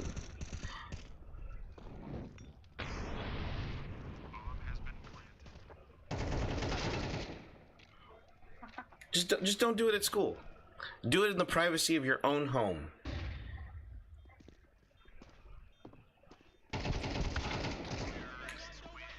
Like, what kind of degen do you gotta be if you gotta do it at school? Like, there's a problem. Like, you have an issue, right? What's your guys' favorite flavor of ice cream? Strawberry. Milk. I mean, that's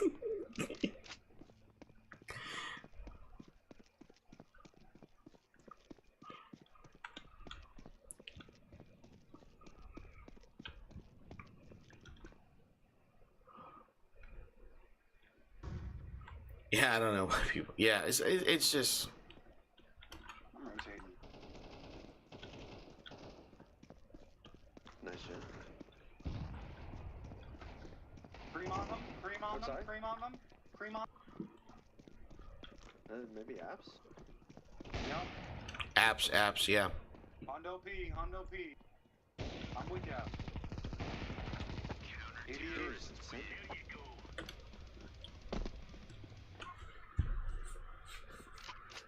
Let's go. Let's go. Oh, guess what? What's everybody's favorite type of cheese? I like a good brie. Alpine Swiss. Well, that's very specific. It is. I know what I like. You know, I've been wanting pistachio ice cream recently. I feel. Hey, there's nothing wrong with enjoying pistachio ice cream. There's nothing wrong with that. Doesn't mean you're old. I'm coming. I'm coming, puppy. What? He's just a fucking god. He's dead now. Hey, you know, I mean, it depends. I've been craving strawberry ice cream for a while. I usually have mint chocolate chip or whatever the case is, because I love mint chocolate chip. But I love a good strawberry ice cream, and it has to have strawberries. It has to have strawberries. Keep the numbers up, boys. Keep the numbers up. My numbers stay up Yeah. 24/7. Grind never Yeah. stops. Yeah.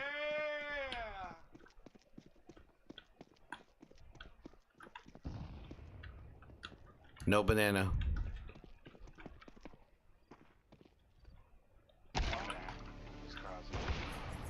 I missed. I do love strawberry. It's one of my favorite ice. Yeah, I think strawberry is an underappreciated.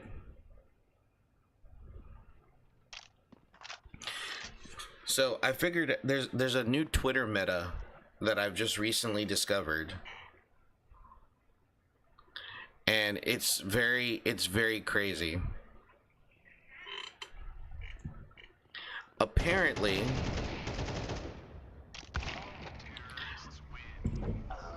I have questions about that last shot. Like, You almost got behind the wall. You almost got behind the wall. Oh my god. He was so close to getting behind the wall, but he just barely missed it. like Neapolitan ice cream is I'm only scooping out strawberry and a little vanilla and no chocolate. What's wrong with chocolate? What's wrong with chocolate, Dragon? I didn't miss that. Neapolitan ice cream is the safest and most diverse and inclusive ice cream there is. Let's go. Keep up the effort. Bomb down, bomb down, bomb down, bomb down, bomb down. There's a hop next to you, hop behind you.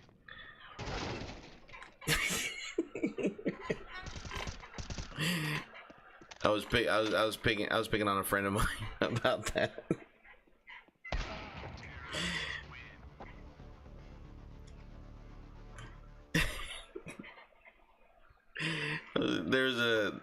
There's a teacher there that she's black, and I've genuinely, she's become a very good friend of mine, and she loves all of my outrageous takes, like all of my hot takes. She has to be around me to listen to like my hot takes. Pretty good, bro. And follow me, conga line, conga line, conga line, conga line. Follow me, follow me, follow me, follow me, follow me, follow me, follow me, follow me, follow me, follow me, follow me. Don't stop, don't stop, don't stop, don't stop, don't stop, don't stop, don't stop, don't stop. and so like I'll Please come with me, we will win. Keep coming. Go to B. Go to B. Go to B. Go to B. Go to B. Go to B. Keep coming. Keep going. what the hell?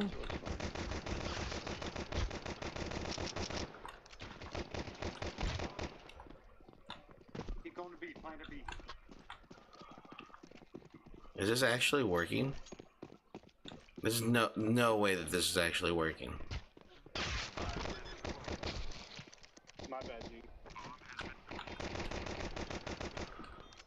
That was my fault, man.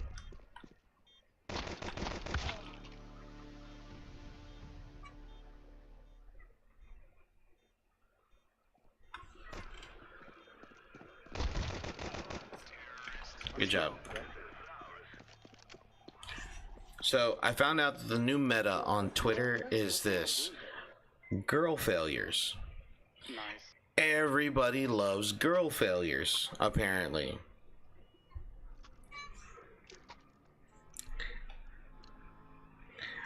I didn't know that was a thing. I have never heard the term. And so like I have been researching what girl failures are the majority of this week.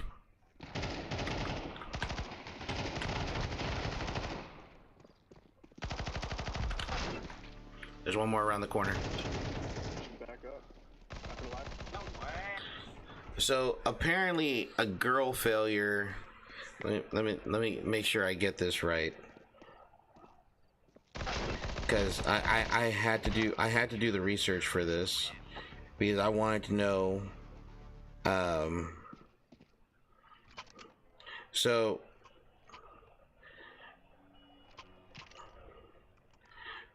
So you know how there's like girl bosses, right? Like we're familiar with the term girl boss, right? So girl failure is the antithesis of a girl boss. So this is a girl who's not perfect at all. She's got some serious flaws. And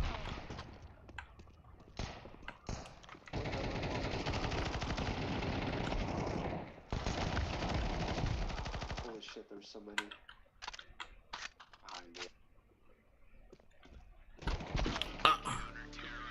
something told me to turn around, but I was too slow.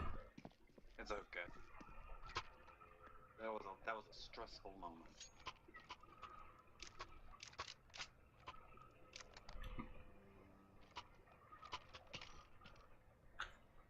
Yes, girl boss. So yeah, so a girl failure is the opposite of a girl boss, and she's very like, okay,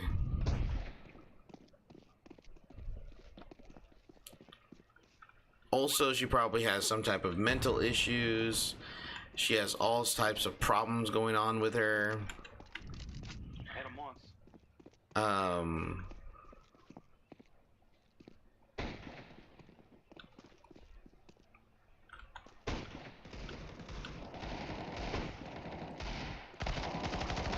Just keep boosting. It's fucking good. So like there's this VTuber, I mean, never winning. there is this VTuber on Twitter that I just recently discovered, and she's French.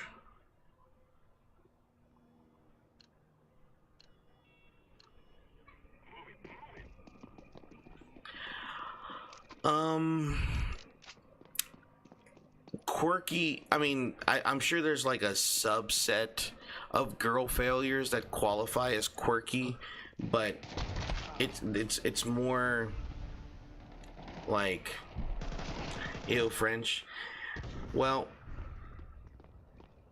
she's French. She likes rats, and she lacks empathy. She's all over the place. She is all over the place in terms of like emotions and shit like that, right?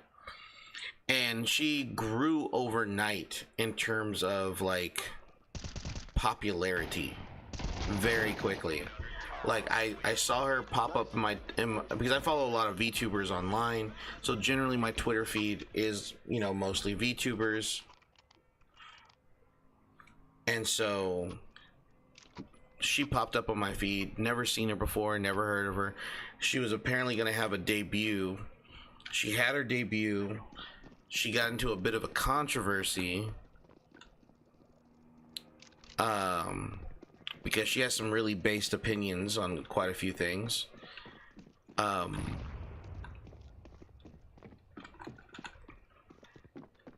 So that got her a little bit of internet fame. Oh, what just went Be down? real quiet, y'all. What's good?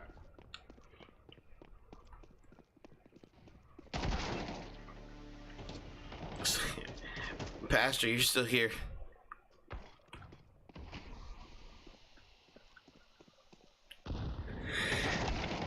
No way, he got me. I just got back. So yeah, so like girl failures apparently are the new meta. And I guess it depends on how you look at it, because even some popular VTubers can be considered girl failures at some degree. Either they're antisocial, they feel like they're terrible at relationships. It's just very weird. But if you're like beyond quirky to the point of just like you're messy,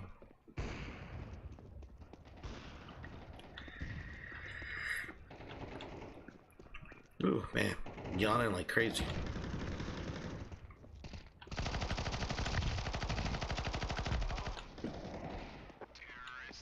Let's go. Oh, damn, purple. What the fuck?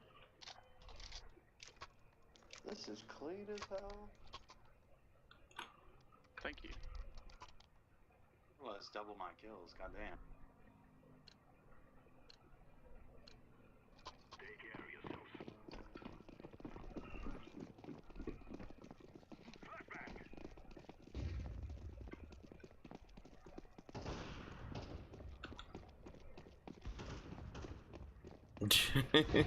Fuck, this No is way. Fuck it.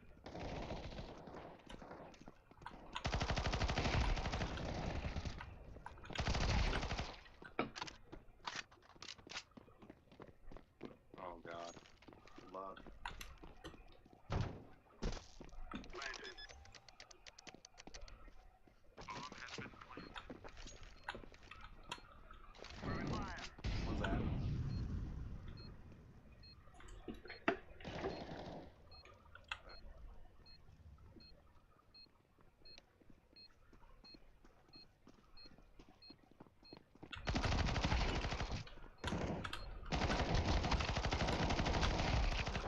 Damn, Yes! My boy! a fucking anchor right there. Ooh, man, that was crazy. I had to lock in there for a second.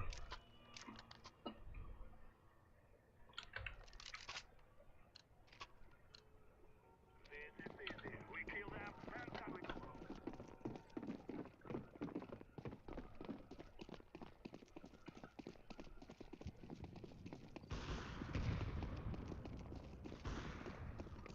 Ouch! Ouch! Ouch!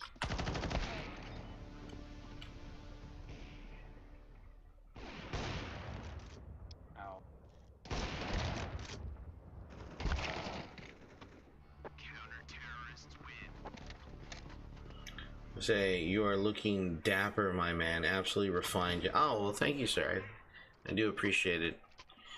I finally got myself a nice little barber, and he does a pretty decent job.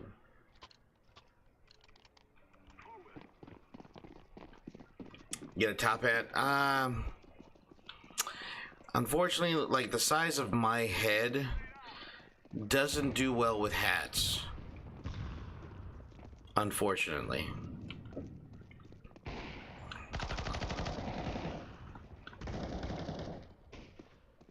One scoop of banana, he's hit 70. Oh, one's in apartments. On the balcony.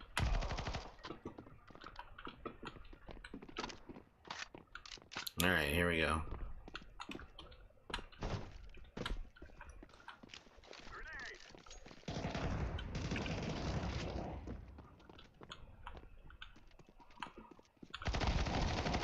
Sick blue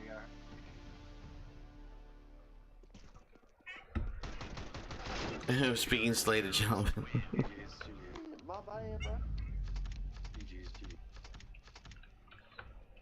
GG's indeed.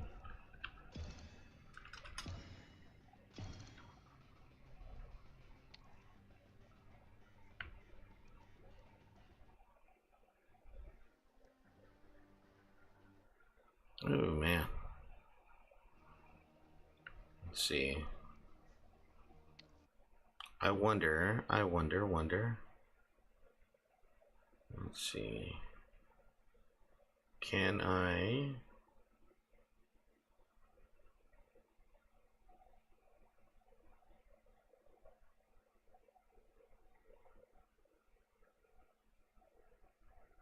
Okay, let me see if I can find.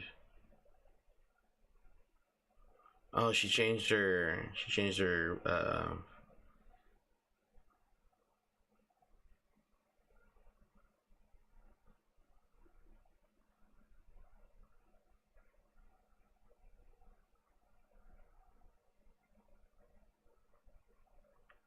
The hell?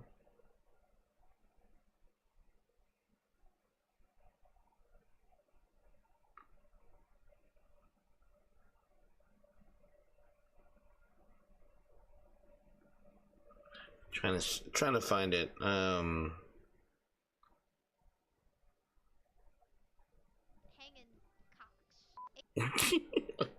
Of course, I would unmute it at that one moment.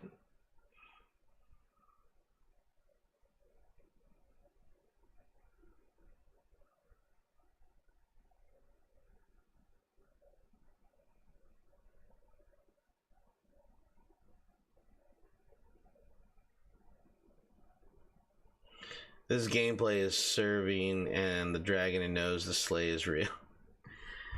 Oh man. What? Oh well.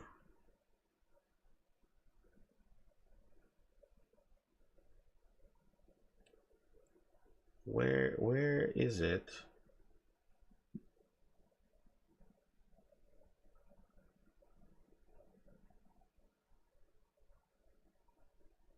Okay.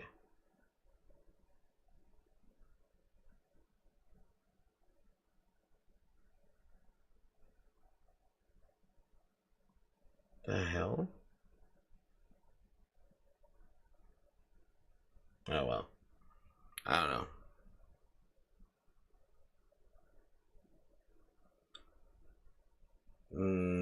No.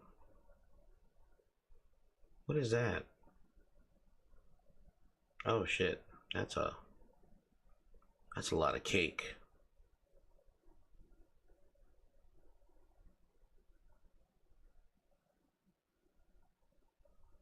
That's a lot of cake. Holy crap. That is a lot of cake. It's called Belfort and Lupin. That actually.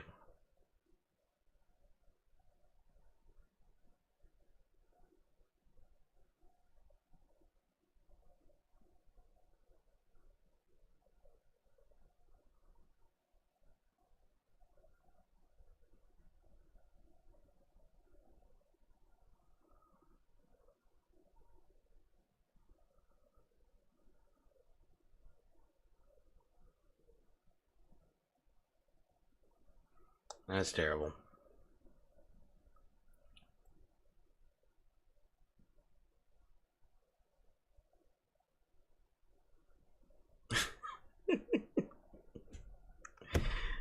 That's weird. Well, anyways, it's kind of history based show. They actually made the dogs too gay.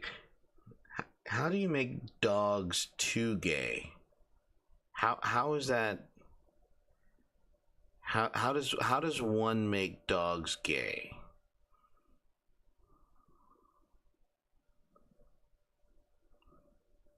I have lots of questions.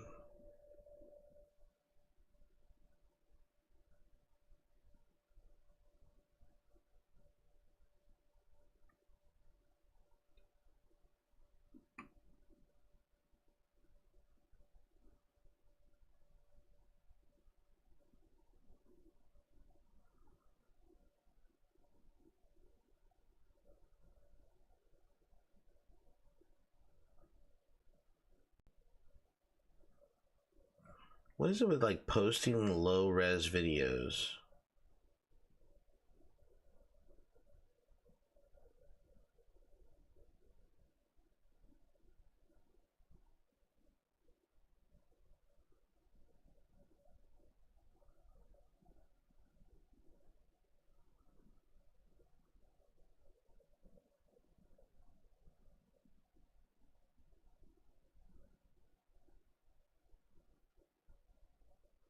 I mean, it's ranch. Ranch is ranch is just a lot in general.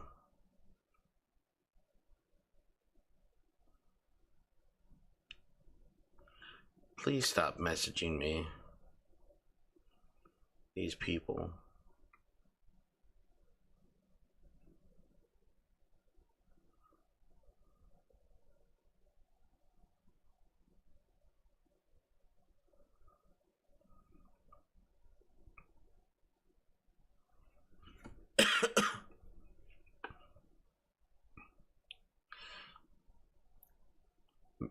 What if I decide to make like a little extra side money?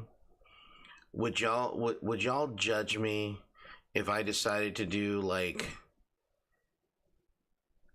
go to Reddit and pick up some like NSFW audios and just like voice act those videos just for a little extra scratch?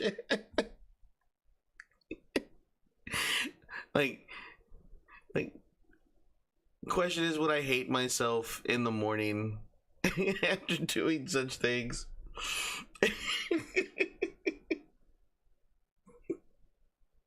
These are random like shower thoughts that pop into my head every now and then.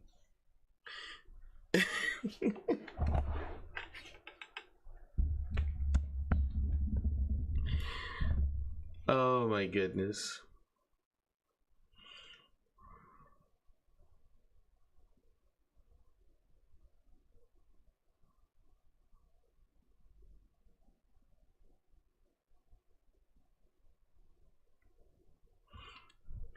I just gotta work on my voice, right? I just gotta get low and husky. OnlyFans ASMR. Like I could develop like a VTuber. I could do that for VTubing. That's what I could do. All right, I'll call myself the Silver Fox.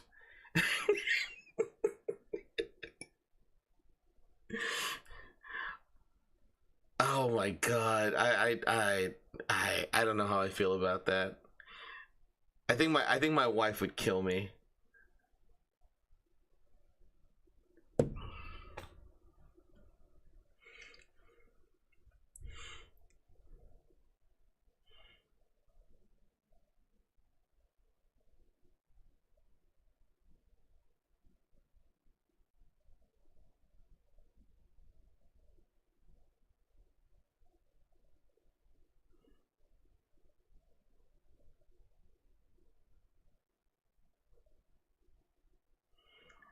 You know what? I don't want to know why or how.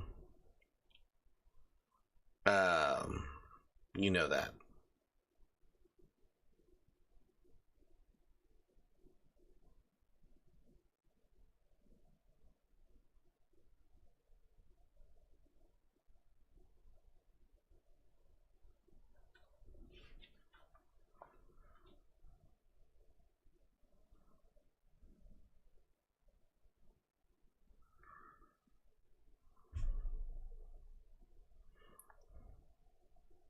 No comment.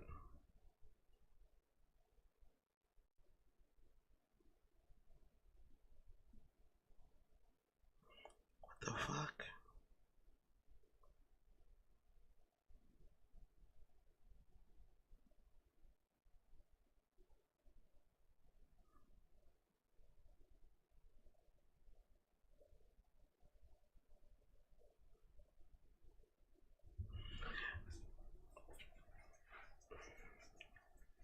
I didn't. Okay, personally, I didn't know that was a trend. My wife might have known that that was a trend, because like, not that she listens to that stuff. She doesn't, or at least I don't think she does. But I know like she does. She does read a lot of adult novels and stuff like that. She's not heavily into like the I guess it's called like smut talk or whatever. But she does read like the occasional novel from time to time. She's really big into fantasy novels and horror. And if it has those elements, like she's not going to shy away from it, but yeah.